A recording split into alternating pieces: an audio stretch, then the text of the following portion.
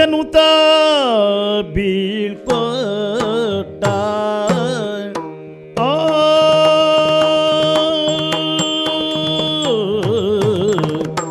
ಎನ್ನುತ್ತ ಬೀಳ್ಕೊಟ್ಟ ಸುಯೋಧನನ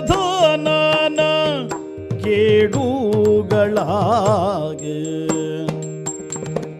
ನೆನೆದು ಚಿಂತಿಸುತ್ತಿರುಳನುಳಿದು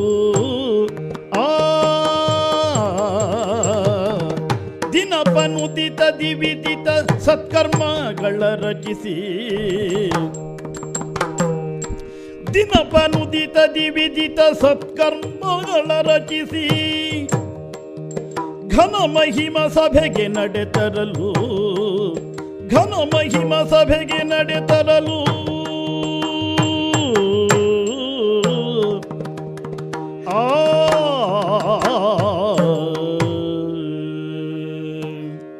ಸಂತೋಷ ಚಿತ್ತನಾಗಿಯೇ ಸುಯೋಧನ ನನ್ನ ಅಂತಃಪುರದಿಂದ ಹಿಂದಿರುಗಿದ. ಕೊನೆಗೂ ನನ್ನ ಜೀವನದ ನಿರ್ಧಾರಕ್ಕೆ ನಾನು ಬರುವಂತಹ ಕ್ಷಣ ಬಂತು ಅಂತ ಒಪ್ಪಿಕೊಂಡೆ. ಇಂದಿನ ರಾತ್ರಿ ತೊಡಗುವಾಗಲೇ ನನ್ನ ಹೃದಯದಲ್ಲಿದ್ದಂತಹ ಪ್ರಶ್ನೆ ಇದುವೆ. ರಣವೀಳಯವನ್ನು ಕೈಗೊಂಡು ಕೃಷ್ಣಸ್ವಾಮಿ ಇಲ್ಲಿಂದ ಹೊರಟು ಹೋಗಿದ್ದಾನೆ. ಪಾಂಡವರಿಗೆ ಸಾಮದಲ್ಲಿ ಭೂಮಿ ಕೊಡುವುದಿಲ್ಲ ಅಂತ ಸುಯೋಧನ ಹಠ ಹಿಡಿದು ಕುಳಿತಿದ್ದಾನೆ. ಹೋರಾಟ ಒಂದು ಅನಿವಾರ್ಯವಾದಂತಹ ಈ ಕ್ಷಣದಲ್ಲಿ ನನ್ನ ಪಾತ್ರ ಏನು? ಕೃಷ್ಣ, ಇದಕ್ಕೊಂದು ದಾರಿ ತೋರಲಾರೆಯ? ನನಗೆ ಜೀವನದಲ್ಲಿ ಒಂದು ನಿರ್ಣಯವನ್ನು ಕೈಗೊಳ್ಳುವುದಕ್ಕೆ ಸಾಧ್ಯ ಆಗುವುದಿಲ್ಲ ಅನ್ನುವಂತಹ ನನ್ನ ಅಂತರಂಗದ ಮೊರೆ ಅವನಿಗೆ ಕೇಳಿಸಿರಬೇಕು. ಏನು ಅಂತ ಯೋಚಿಸುವಾಗ ಬಂದದ್ದು ಉತ್ತರ ರೂಪವಾಗಿ ಸುಯೋಧನ. ಹಾಗಿದ್ರೆ ಕೃಷ್ಣನ ಇಚ್ಛೆ ಇದು, ಭಗವದ್ ಇಚ್ಛೆ ಇದು. ಕೌರವ ಸೇನಾಧಿಪತಿಯಾಗಿ ರಣಕ್ಷೇತ್ರವನ್ನು ನಾನು ಆಯುಧಪಾಣಿಯಾಗಿ ಪ್ರವೇಶಿಸಬೇಕು ಅನ್ನುವಂತಹ ನಿರ್ಣಯಕ್ಕೆ ಕೃಷ್ಣ ಬಂದಿದ್ದಾನೆ ಅಂತಾದರೆ, ಅಂದರೆ ನಾನು ಕೈಗೊಂಡಂತಹ ಕರ್ಮಕ್ಕೆಲ್ಲ ಭಗವಂತನನ್ನು ಹೊಣೆಗಾರನನ್ನಾಗಿಸುವುದಕ್ಕಾಗಿ ನಾನು ಆಡಿದ್ದಲ್ಲ, ತಿಳ್ಕೊಂಡದ್ದಲ್ಲ. ಒಬ್ಬ ಮಾನವ ಮಿತಿಯಿಂದ ಯುದ್ಧ ತಪ್ಪಿಸಲಿಕ್ಕೆ ಎಷ್ಟು ಸಾಧ್ಯ ಅಷ್ಟು ಬಗೆಯಿಂದ ಪ್ರಯತ್ನಿಸಿದೆ ಸುಯೋಧನನ ಮುಂಭಾಗದಲ್ಲಿ. ಅಷ್ಟಕ್ಕೂ ಅವ ಒಪ್ಪಲಿಲ್ಲ ಅಂತಾದರೆ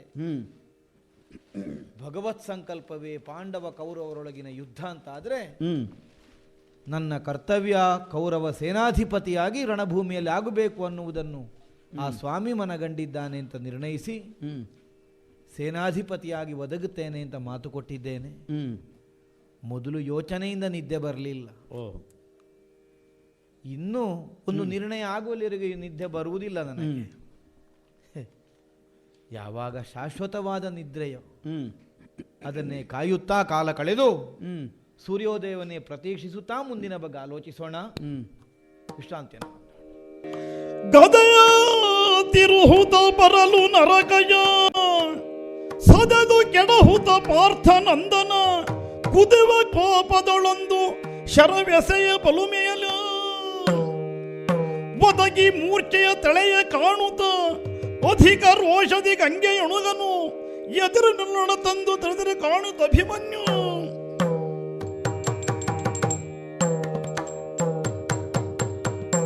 ಅದಮ್ಯವಾದಂತಹ ಉತ್ಸಾಹ ನನ್ನಲ್ಲಿ. ಚಿನುಮಯನೇ ಲಾಲಿಪುದು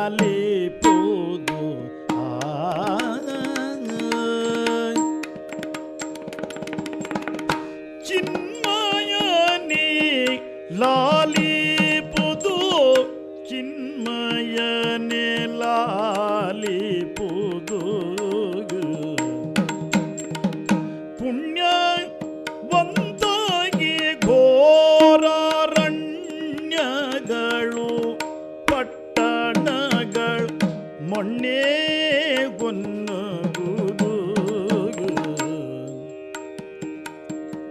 ಚಿನುಮಯನೆ ಲಾಲಿಪುದು ಪುಣ್ಯವಂತಾಗಿ ಘೋರಾರಣ್ಯಗಳು ಪಟ್ಟಣಗಳು ಮೊನ್ನೆ ಹೊನ್ನಗುದು ಚಿನುಮಯನೆ ಲಾಲಿಪುದು ಪುಣ್ಯವಂತಗೆ ಘೋರಾರಣ್ಯಗಳು ಪಟ್ಟಣ ಮೊನ್ನೆ ಹೊನ್ನಗುದು ಘೋರಾರಣ್ಯಗಳು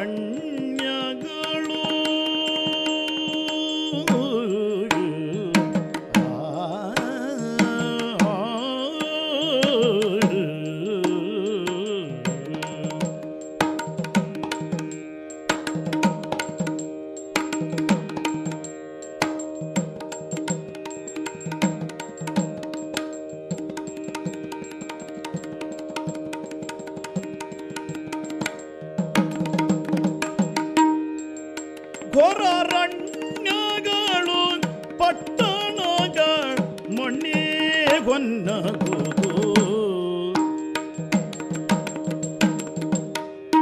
ಪುಣ್ಯಹೀನಗೆ ರಾಜ್ಯ ಕಾನನವೇ ಕೇಳ್ಮತ್ತೆ ಪುಣ್ಯಹೀನಗೆ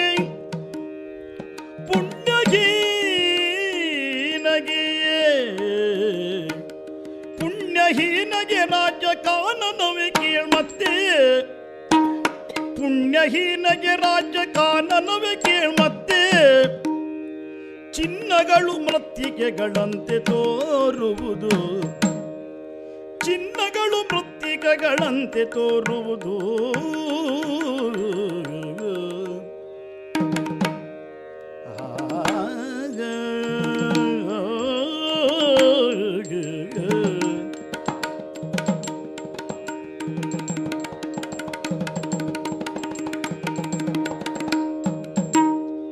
ಪುಣ್ಯಹೀನಗೆ ರಾಜ್ಯ ಕಾನನವೇ ಕೇಳ್ಮತ್ತೆ ಚಿನ್ನಗಳು ಮೃತ್ತಿಗೆಗಳಂತೆ ತೋರುವುದು ಚಿನ್ನಗಳು ಮೃತ್ತಿಗೆಗಳಂತೆ ತೋರುವುದು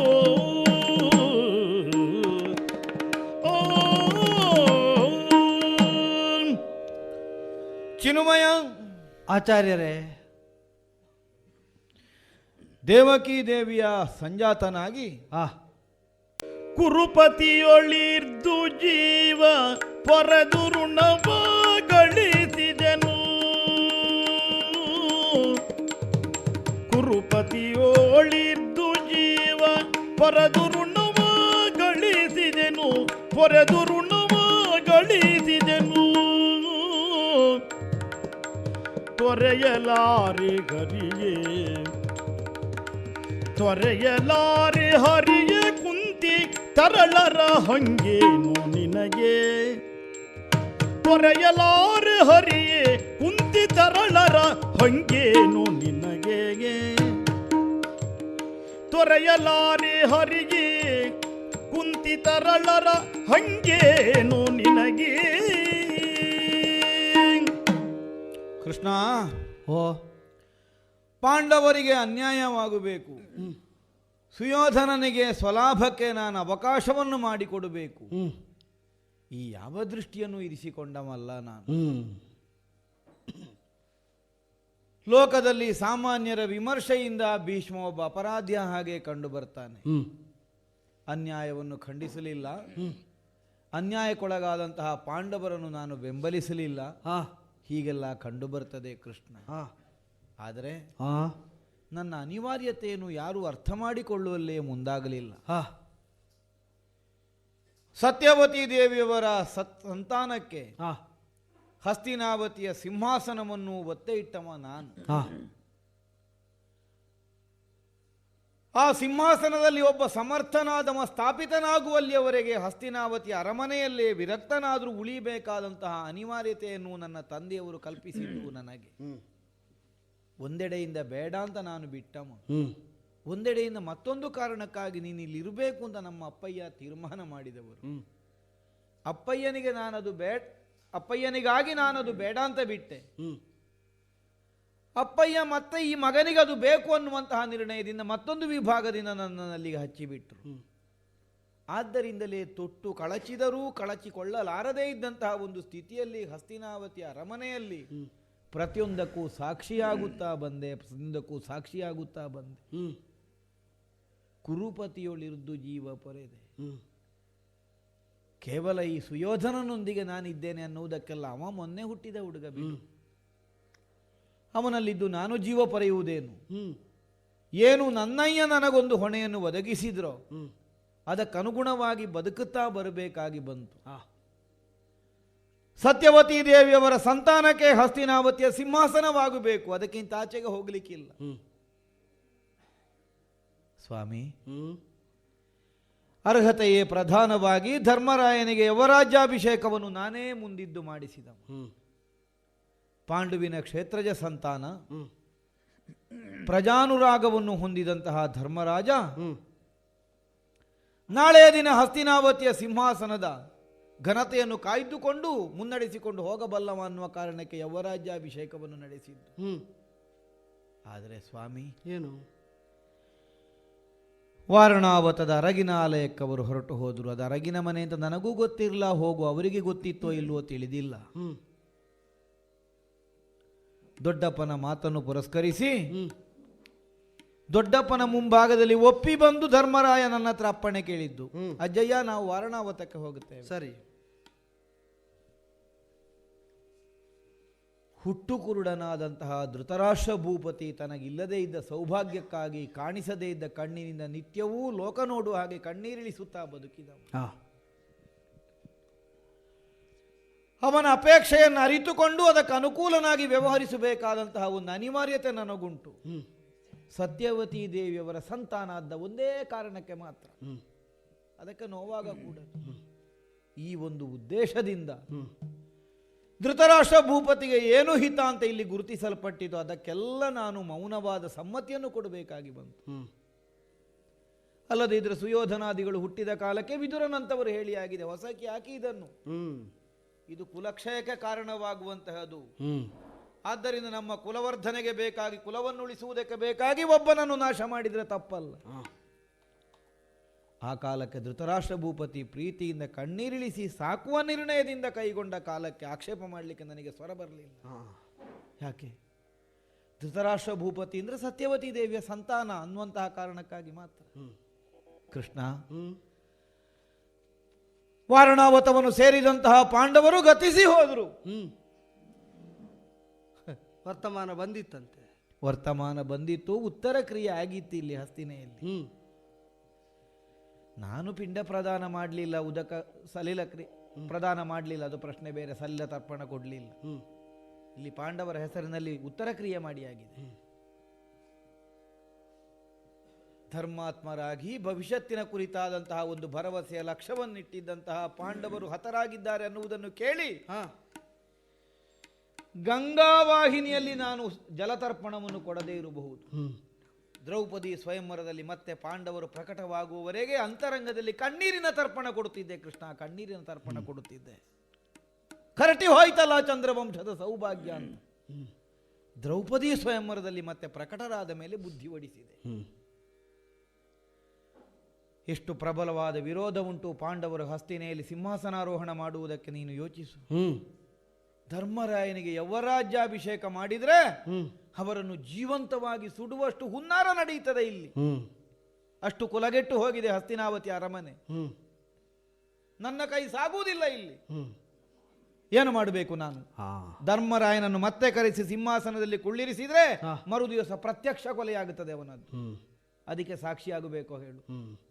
ಹಾಗಿದ್ರೆ ಹಾಗಲ್ಲ.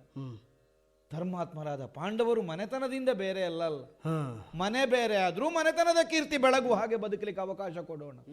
ಅದಕ್ಕೆ ಇಂದ್ರಪ್ರಸ್ಥವನ್ನು ವಿಭಾಗಿಸಿ ಕೊಟ್ರೆ ಉತ್ಕರ್ಷದ ದಿನವನ್ನು ಕಂಡುಕೊಂಡರು ನಿನ್ನ ಅನುಗ್ರಹದ ಮೂಲಕವಾಗಿ. ಕೃಷ್ಣ, ದ್ಯೂತಕ್ಕೆ ಆಹ್ವಾನ ಬಂದ ಕಾಲಕ್ಕೆ ಸ್ಪಷ್ಟವಾಗಿ ಹೇಳಿದ್ದೆ ಧರ್ಮಜನಲ್ಲಿ, ಬೇಡ ಆಡಬೇಡ ದ್ಯೂತ. ದೊಡ್ಡಪ್ಪನ ಮಾತು, ಹಿರಿಯನ ಮಾತನ್ನು ಅತಿಕ್ರಮಿಸಕೂಡದನ್ನುವ ಕಾರಣಕ್ಕೆ ಇಲ್ಲಿಗೆ ಸುಹೃದ್ಯೂತಕ್ಕಾಗಿ ಬಂದ ಧರ್ಮಜನಿಗೆ ಆ ದೊಡ್ಡಪ್ಪನ ಮಾತು ಬೇಡ ಅಂತ ಕಂಡಿತು. ಅದನ್ನು ಸ್ವೀಕರಿಸುವುದಕ್ಕೆ ಅವನ ಮನಸ್ಸು ಸಿದ್ಧ ಆಗಲಿಲ್ಲ. ಅವ ದ್ಯೂತಕ್ಕಾಗಿ ಮನವೊಡ್ಡುತ್ತಾನೆ ಅಂತಾದ್ರೆ ಅರ್ಥ ಏನು? ನಾನು ಹೇಳದೇ ಉಳಿದದ್ದರಿಂದ ಬಂದ ದೋಷ ಅಲ್ಲ ಕೃಷ್ಣ, ಕಾಲಕರ್ಮ ಪ್ರಭಾವದಿಂದ ಬಂದಿರಬೇಕು. ಅದನ್ನೇ ನಾನು ಆಡಿದ್ದು. ಇದೆಲ್ಲ ನಮ್ಮ ವಿಧಿಯಾದರೆ ನಮ್ಮ ಬುದ್ಧಿ ವಿನಿಯೋಗ ಮಾಡಿದ್ದೇವೆ, ನಮ್ಮ ಚಾಣಾಕ್ಷತನ ಪ್ರಯೋಗಿಸಿದ್ದೇವೆ. ಇದನ್ನು ಸುಲಭದಲ್ಲಿ ಬಗೆಹರಿಸಲಿಕ್ಕೆ ಏನು ದಾರಿಯೋ ಆ ದಾರಿಯಲ್ಲೆಲ್ಲ ಕ್ರಮಿಸಿ ಆಗಿದೆ. ಆದರೂ ಅದು ಒಂದಾಗುವುದಿಲ್ಲ, ಉಳಿಯುವುದಿಲ್ಲ ಅಂತ ಆದ್ರೆ ಅರ್ಥ ಏನು? ಅದೆಲ್ಲಕ್ಕಿಂತ ಮೀರಿದ್ದು ಬೇರೆ ಒಂದುಂಟು. ನಮ್ಮ ಕರ್ಮ ಕಾರಣ ಇರಬಹುದು, ಅಥವಾ ನಮ್ಮ ಕರ್ಮಕ್ಕೆ ಪ್ರೇರಣೆ ಕೊಡುವ ಇನ್ನೊಂದರ ಕಾರಣ ಇರಬಹುದು. ಈ ಪ್ರಪಂಚದಲ್ಲಿ ಅದರ ಇಚ್ಛೆಯಂತೆ ಪ್ರತಿಯೊಂದು ನಡೆಯುತ್ತದೆ ಅನ್ನುವಂತಹ ಅನಿವಾರ್ಯವಾದಂತಹ ನಿರ್ಣಯಕ್ಕೆ ಈ ಕೊನೆಯ ಹಂತಕ್ಕಾಗುವಾಗ ಬರಬೇಕಾದಂತಹ ಸ್ಥಿತಿ ನನಗೆ ಬಂದದ್ದು ಅದರಿಂದ. ನಿನಗೆ ಕರ್ಮದ ಫಲವೂ ಇಲ್ಲ, ಕರ್ಮದ ಬಂಧನವೂ ಇಲ್ಲ, ಅದರಿಂದ ತಪ್ಪಿಸಿಕೊಳ್ಳುವುದಕ್ಕಾಗುತ್ತದೆ. ನನಗಾಗುವುದಿಲ್ಲ ಅಲ್ಲ. ನನ್ನ ಕೈಯನ್ನೇ ತೊಟ್ಟಿಲನ್ನಾಗಿಸಿ ಇವರನ್ನು ಸಾಕಿ ಸಲಹಿದವ ಸ್ವಾಮಿ. ಪಾಂಡವ ಪಕ್ಷಕ್ಕೆ ನಾನು ಬರಬೇಕಾದದ್ದಿಲ್ಲ. ಏನು ಧರ್ಮರಾಯ ಅನ್ಯಾಯ ಮಾಡಿದ್ದಾನೋ, ನೀವ್ಯಾಕೆ ಕೌರವರ ಸೇನಾಧಿಪತಿಯಾಗಿ ಉಳಿದಿದ್ದೀರಿ? ಸಾಕು, 1000 ಸಲ ಸಾರಿ ಹೇಳಿದೆ ಸುಯೋಧನನಿಗೆ, ಕೇಳಲಿಲ್ಲ. ಅವ ಯಾರನ್ನಾದರೂ ಸೇನಾಧಿಪತಿ ಮಾಡಿ ಪಾಂಡವ ವಿರೋಧ ಮಾಡುವುದೇ. ನಾನು ಬದುಕಿದ್ದಷ್ಟು ಕಾಲ ಅದಕ್ಕೆ ಅವಕಾಶ ಕೊಡ್ಲಿಕ್ಕೆ. ಪಾಂಡವ ವಿರೋಧವನ್ನೇ ಇರಲಿ ಅವ ಮಾಡುವುದು, ಆದ್ರೂ ಇನ್ನೊಬ್ಬರಲ್ಲ ಹೇಳಲಿಕ್ಕೆ ಇಲ್ಲಿ, ಅದು ನನ್ನ ಕೆಲಸ ಅನ್ನುವುದಕ್ಕಾಗಿ ನಾನೇ ಸೇನಾಧಿಪತಿಯಾಗಿ ನಾನೇ ಒಪ್ಪಿಕೊಂಡು ಹೊರಟು ಬಂದದ್ದು. ಆ ಕಾರಣಕ್ಕೆ ಹೊರತು ಪಾಂಡವರನ್ನು ವಿರೋಧಿಸಬೇಕು ಅನ್ನುವಂತಹ ದುರ್ಬುದ್ಧಿಯಿಂದ ಅಲ್ಲ. ಇನ್ನು ಪಾಂಡವರ ಪಕ್ಷವನ್ನು ಓಲೈಸಿಕೊಂಡು ನಾನಿರಬೇಕೆ? ಅದರ ಅವಶ್ಯಕತೆಯೂ ಇರಲಿಲ್ಲ. ನನಗಾಗದೇ ಇದ್ದವರು ಮೊದಲೇ ಆ ಪಕ್ಷದಲ್ಲಿ ಸೇರಿಯಾಗಿದೆ. ನಿನಗರ್ಥ ಆದೀತು. ನನಗಾಗದೇ ಇದ್ದವರನ್ನು ನೀನಲ್ಲಿ ಸಿದ್ಧ ಮಾಡಿ ಇಡ್ತಿ ಅಂತಾದ್ರೆ ನಾನಲ್ಲಿಗೆ ಬರಬೇಕಾದವ ಅಲ್ಲ ಅನ್ನುವುದೇ ಅಲ್ವ ಧ್ವನಿ. ಆದ್ದರಿಂದ ಇಲ್ಲಿಯೇ ಉಳಿದಿದ್ದೇನೆ. ಆದ್ರೆ ನಿನಗದಲ್ಲ, ನಿನಗೇನು ಅನಿವಾರ್ಯತೆ? ಈಗ ಕುಂತಿ ಪುತ್ರರ ಹಂಗೇನು ನಿನಗೆ ಏನೂ ಇಲ್ಲ. ಯಾರು ಹೇಳಿದ್ದು? ಉಂಟಾ? ಉಂಟೇ ಉಂಟು. ಯಾವುದು? ಕುಂತಿ ಪುತ್ರರದ್ದೇ ಹಂಗಿರುವುದು, ಯಾಕೆ ನಿಮ್ಮದ್ದಲ್ಲ. ದುಷ್ಟ ಸುಯೋಧನ ನೊಡಗೊಂಡಿಗೆ, ದುಷ್ಟ ಸುಯೋಧನ ನೊಡಗೊಂಡಿಗೆ, ನೀ ಎಷ್ಟಾಡಿದರೇನು, ನೀ ಎಷ್ಟಾಡಿದರೇನು,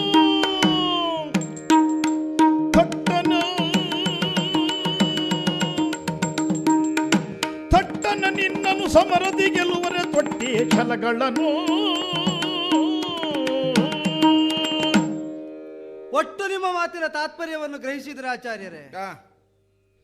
ದುಷ್ಟರಾದ ಸುಯೋಧನ ನಿಮ್ಮನ್ನೊಡಗೊಂಡ ಅಂತ ಅರ್ಥ ಆಗುವುದಿಲ್ಲ ಅದರಿಂದ. ಮತ್ತೆ ದುಷ್ಟ ಸುಯೋಧನ ನೊಡಗೊಂಡಿಹೇ ನೀ. ಓಹೋ, ಕರ್ತೃತ್ವ ನಿಮ್ಮಲ್ಲೇ ಕಾಡುತ್ತದೆ. ಉಳಿದ ಯಾರೋ ವಿರೋಧ ಮಾಡುವುದು ಬೇಡ, ನಾನೇ ಹೋಗುತ್ತೇನೆ ಅಂತ ಬಂದಿದ್ದೇನೆ ಅಂತ ತಾವೇ ಆಡಿದ್ದು. ಹಾಗಾದ್ರೆ ಆತ್ಮಾಭಿಮಾನ ಒಂದು ಅರ್ಥದ ಅಹಂಕಾರವೇ, ಅದು ಜಾಗ್ರದ ಅವಸ್ಥೆಯಲ್ಲಿ ಇನ್ನು ಉಂಟು. ಅಸಹಾಯಕರಾಗಿ ಕೈ ಚೆಲ್ಲುತ್ತೀರಿ, ಏನು ಮಾಡುವುದಕ್ಕಾಗುವುದಿಲ್ಲ ಧರ್ಮಜನ ಕಗ್ಗೊಲೆಯಾದರೆ ಅಂತ. ಈ ಪ್ರಾಯದಲ್ಲಿ ದಿನವೊಂದಕ್ಕೆ 10,000 ಮುಕಟಧಾರಿಗಳ ಶಿರವನ್ನು ಚೆಂಡಾಡಬಲ್ಲಂತಹ ಭೀಷ್ಮರು ನಾನು ಅಸಹಾಯಕ ಅಂತ ಕೈ ಚೆಲ್ಲಿದ್ರೆ ನಂಬಬೇಕಾಚಾರ್ಯರೇ? ಕ್ರಿಯಾಶೀಲರಾಗಿ ಮಾಡಬೇಕಾದ್ದನ್ನೆಷ್ಟು ಮಾಡಿದ್ದೀರಿ ಅಂತ. ಅನೇಕ ಮಾಡಿದ್ದೀರಿ, ಇಲ್ಲ ಅಂತ ನಾನು ಆಕ್ಷೇಪಿಸುವುದಿಲ್ಲ. ಪಾಂಡವ ಸ್ವೀಕಾರದಿಂದ ತೊಡಗಿ ಅನೇಕ ಒಳ್ಳೆಯ ಕರ್ಮಗಳನ್ನೇ ಮಾಡಿದ್ದೀರಿ. ಜೀವಿತಾವಧಿಯಲ್ಲಿ ಧರ್ಮಾಚರಣೆಯನ್ನೇ ಮಾಡ್ತಾ ಬಂದವನೊಬ್ಬನು ಒಂದು ಮಹಾಪಾತಕವನ್ನು ಒಂದು ಹಂತದಲ್ಲಿ ಮಾಡಬೇಕಾಯಿತು ಅಂತ ಆದರೆ ಅವನು ಮಾಡಿದ ಧರ್ಮಾಚರಣೆ ಈ ಮಹಾಪಾತಕದ ಫಲದಿಂದ ಅವನನ್ನು ಸಂರಕ್ಷಿಸುವುದಿಲ್ಲ. ಬಿಳಿಯ ಬಟ್ಟೆಗೆ ಕಲೆ ಒಂದಾದರೆ ಸಾಕು, ಆ ಬಟ್ಟೆಯೇ ತಿರಸ್ಕಾರ್ಯ ಅಂತ ಆಗುತ್ತದೆ. ತದ್ರೀತಿಯಾಗಿ ದುಷ್ಟ ಸುಯೋಧನನನ್ನು ನೀವು ಒಡಗೊಂಡದ್ದು. ಸಿಂಹಾಸನಕ್ಕೆ ನಿಷ್ಠೆ, ಸಿಂಹಾಸನಕ್ಕೆ ನಿಷ್ಠೆ ಅಂತ ಹೇಳ್ತೀರಿ, ಅದಾದ್ರೂ ಪೂರ್ಣವಾಗಿ ಉಂಟು ನಿಮ್ಮಲ್ಲಿ? ಇಲ್ವಾ? ಸಂಪೂರ್ಣವಾಗಿ ಅಲ್ಲಿಯೇ ನಿಮ್ಮ ನಿಷ್ಠೆ ಹೌದು ಅಂತಾದರೆ ಪಾಂಡವ ಪಂಚಕರನ್ನು ಮುಟ್ಟುವುದಿಲ್ಲ ಅಂದಿದ್ದೀರಂತಲ್ಲ, ಯಾಕೆ? ನಿಷ್ಠೆ ಅಲ್ಲೇ ಹೌದು ಅಂತಾದರೆ ಪಾಂಡವ ಪಂಚಕರು ವಿರೋಧಿಗಳಾಗಿಯೇ ಕಾಣಬೇಡುವ ನಿಮಗೆ? ಮೊಮ್ಮಕ್ಕಳನ್ನು ಪೊರೆಯಬೇಕಾದ್ದು ಧರ್ಮ ಅಂತ ನೀವು ಕಾಣ್ತೀರಿ ಹೌದಾದರೆ ಅಲ್ಲಿರುವುದು ಹೇಗೆ ಸರಿಯಾಗುತ್ತದೆ? ಅಧರ್ಮಿಯಾದವನನ್ನು ಸಂಬಂಧ ನೋಡದೆ ತ್ಯಾಜ್ಯ ಮಾಡಬೇಕು ಎಂಬ ವಿದುರನ ಮಾತು ಭಾವುಕ ನೆಲೆಯಲ್ಲಿ ನಿಮಗೆ ತಿರಸ್ಕಾರ್ಯವಾಗುತ್ತದೆ. ಹಾಗಾದ್ರೆ ಏನು? ಆ ಧೃತರಾಷ್ಟ್ರನ ಒಳಗುರುಡುತನ ಏನುಂಟು ಅದಕ್ಕೆ ನೀವು ಜೊತೆಯಾದದ್ದು. ಹೊರಗಣ್ಣು ಇದ್ದು ಒಳಗಣ್ಣು ತೆರೆದಿದ್ದು ನೀವು ಜೊತೆಯಾದಿರಿ. ಅಲ್ಲಿಂದ ದುಷ್ಟ ಸುಯೋಧನನೊಡಗೊಂಡಿರಿ ನೀವು.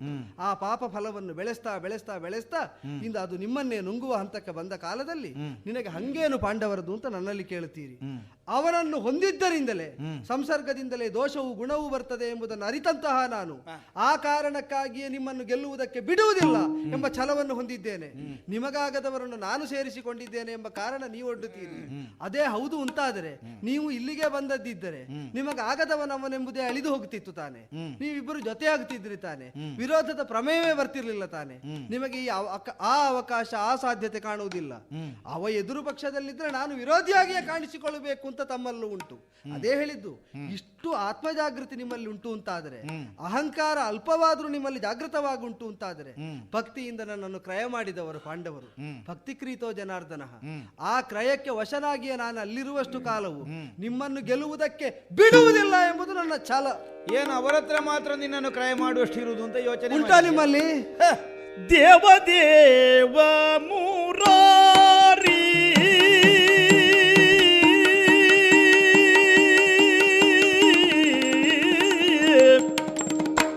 ದೇವದೇವ ಮುರಾರಿ ನಿನ್ನನು ಸಾವಧಾನದಿ ಭಜಿಪನಾದೊಡೆ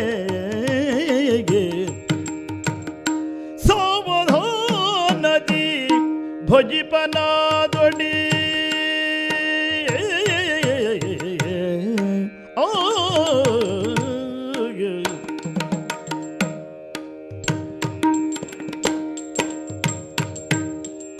ದೇವರಾಜನ ಸುತನ ಗೆಲುವನು ಭೀಷ್ಮನಿಂದು ದೇವರಾಜನ ಸುತನ ಗೆಲುವನು ಭೀಷ್ಮನಿಂದು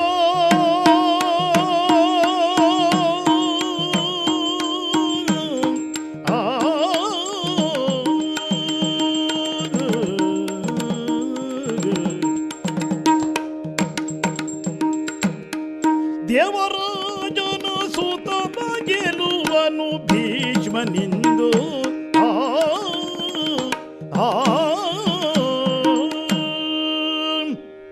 ದೇವದೇವ, ನನ್ನ ಸ್ವಾಭಿಮಾನವನ್ನು ಕೆಣಕುವ ಪ್ರಶ್ನೆ.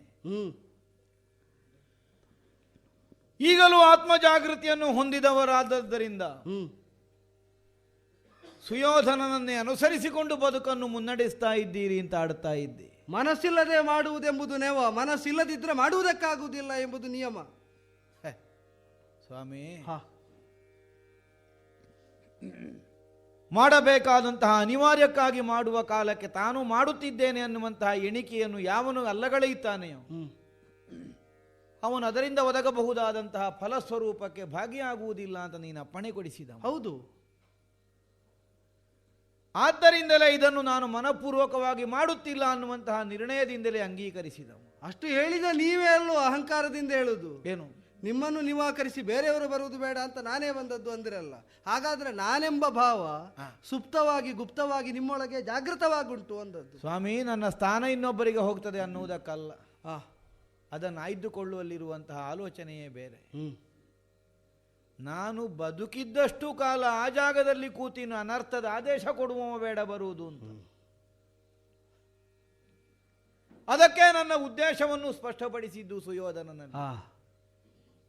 ಹೋರಾಡ್ತೇನೆ ನಿನ್ನ ಸೇನಾಧಿಪತಿಯಾಗಿ. ನೀವಿದ್ದಾದ ಅನರ್ಥ ಏನು ಕಡಿಮೆಯ? ಅದನ್ನೆಲ್ಲ ಅನರ್ಥ ಅಂತ ನೀನು ಹೇಳ್ತೀಯ. ಮತ್ತೆ ಜೀವಹಾನಿ ಆದದ್ದು ಅನರ್ಥ ಅಲ್ವ ಆಚಾರ್ಯರೇ? ಅದು ಕಳ್ಕೊಳ್ಳಿಕ್ಕೆ ಕರ್ಕೊಂಡು ಬಂದದ್ದಲ್ವ ನೀನು, ಮತ್ತೆಂತದ್ದಕ್ಕೆ? ಹಾಗಾದ್ರೆ ಈಗ ಕರ್ಕೊಂಡು ಬಂದದ್ದು ಕಡಿಯಲಿಕ್ಕೆ ಅಂತ ಹೇಳಿದ್ದು ನಾನು ಇವನನ್ನು. ಆದ್ದರಿಂದಲೇ ಅವರನ್ನು ಕೊಲ್ಲಬೇಕು ಅನ್ನುವ ಹಾಗೆ ನೀನು ಮುಂದಿಟ್ಟರು ನಾನು ತಲೆ ಕಡಿಯುವುದಿಲ್ಲ. ಮೊದಲೇ ನಿರ್ಣಯ ಹೇಳಿ ಆಗಿದೆ. ಪಾಂಡವ ಪಂಚಕರನ್ನೇನೂ ಮಾಡುವುದಿಲ್ಲ. ಸಿಂಹಾಸನಕ್ಕೆ ನಿಷ್ಠೆ ಇದ್ದದ್ದರಿಂದ ಬಂದ ಮಾತದು. ಯಾಕಂದ್ರೆ ಪಾಂಡವ ಪಂಚಕರು ಸಿಂಹಾಸನಕ್ಕೆ ಅರ್ಹತೆ ಇದ್ದವರು ಅನ್ನುವುದನ್ನು ಒಪ್ಪಿದ್ದರಿಂದಲ್ವ ಆ ಮಾತು ಬರುವುದು. ಒಪ್ಪಿದವುದು ಅಂತಾದ್ರೆ ಅವರ ಸಂರಕ್ಷಣೆ ಅಲ್ವ ಮಾಡಬೇಕಾದ್ದು. ಇದು ಹೌದಲ್ಲ, ಪರ್ಯಾಯವಾಗಿ ಪರೋಕ್ಷವಾಗಿ ನನ್ನ ಸಂರಕ್ಷಣೆ ಅಂತಲೇ ತಿಳಿದವ ನಾನು. ಏನು? ಪಾಂಡವ ವಿರೋಧದ ಸೇನಾಧಿಪತಿಯಾಗಿಯೂ ಕಾಣಿಸಿಕೊಂಡು ಪಾಂಡವ ಪಾಳೆಯವನ್ನು ಬೆಂಬಲಿಸಿಕೊಂಡು ಬಂದಂತಹ ಮುಕುಟವರ್ಧನರಲ್ಲಿ ದಿನವೊಂದಕ್ಕೆ 10,000ದಂತೆ ನಷ್ಟ ಮಾಡುತ್ತಾ ಪಾಂಡವರನ್ನು ನೋಯಿಸದೆಯೇ ವ್ಯವಹರಿಸುವುದರ ಮೂಲಕವಾಗಿ ಸುಯೋಧನನಿಗೂ ದುಡಿದ ಹಾಗಾಗಬೇಕು, ಪಾಂಡವರಿಗಾಗಿ ದುಡಿದ ಹಾಗೂ ಆಗಬೇಕು. ಇದು ನನ್ನ ಉದ್ದೇಶ. ಈಗ ಪಾಂಡವರಿಗೆ ಹಾಗೆ ದುಡಿದ ಹಾಗೆ ಆಗುವ ನೆವದಲ್ಲಿ ಈಗ ನೀವು ನಿತ್ತ ಪಕ್ಷಕ್ಕಾಗಾದ್ರೆ ದ್ರೋಹ ಅಲ್ವ ಮಾಡುವುದು? ಹೇಗೆ?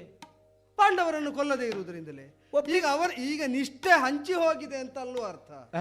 ಅದರಿಂದಲೇ ಇತ್ತಂಡಕ್ಕೂ ನ್ಯಾಯ ಸಲ್ಲಿಸಿದಂತ ಆಗುವುದಿಲ್ಲ, ನೀವೇ ಅತಂತ್ರರಾಗ್ತೀರಿ ಅಂದದ್ದು ನಾನು. ಇಲ್ಲ, ಆಗೋದಿಲ್ಲ. ಎರಡೂ ಪಕ್ಷಕ್ಕೂ ಹಾನಿಯಾಗಲೂ ಕೂಡದು. ನನ್ನದ್ದಾದಂತಹ ಜಾತಧರ್ಮ ಏನುಂಟು ಅದಕ್ಕೆ ವ್ಯತ್ಯಾಸವಾಗಕೂಡದು. ಈ ನಿರ್ಣಯದಿಂದ ಕೊನೆಯ ತೀರ್ಮಾನವಾಗಿ ಆಯ್ದುಕೊಂಡದ್ದು ಇದನ್ನು ಸೇನಾಧಿಪತಿಯಾಗಿ.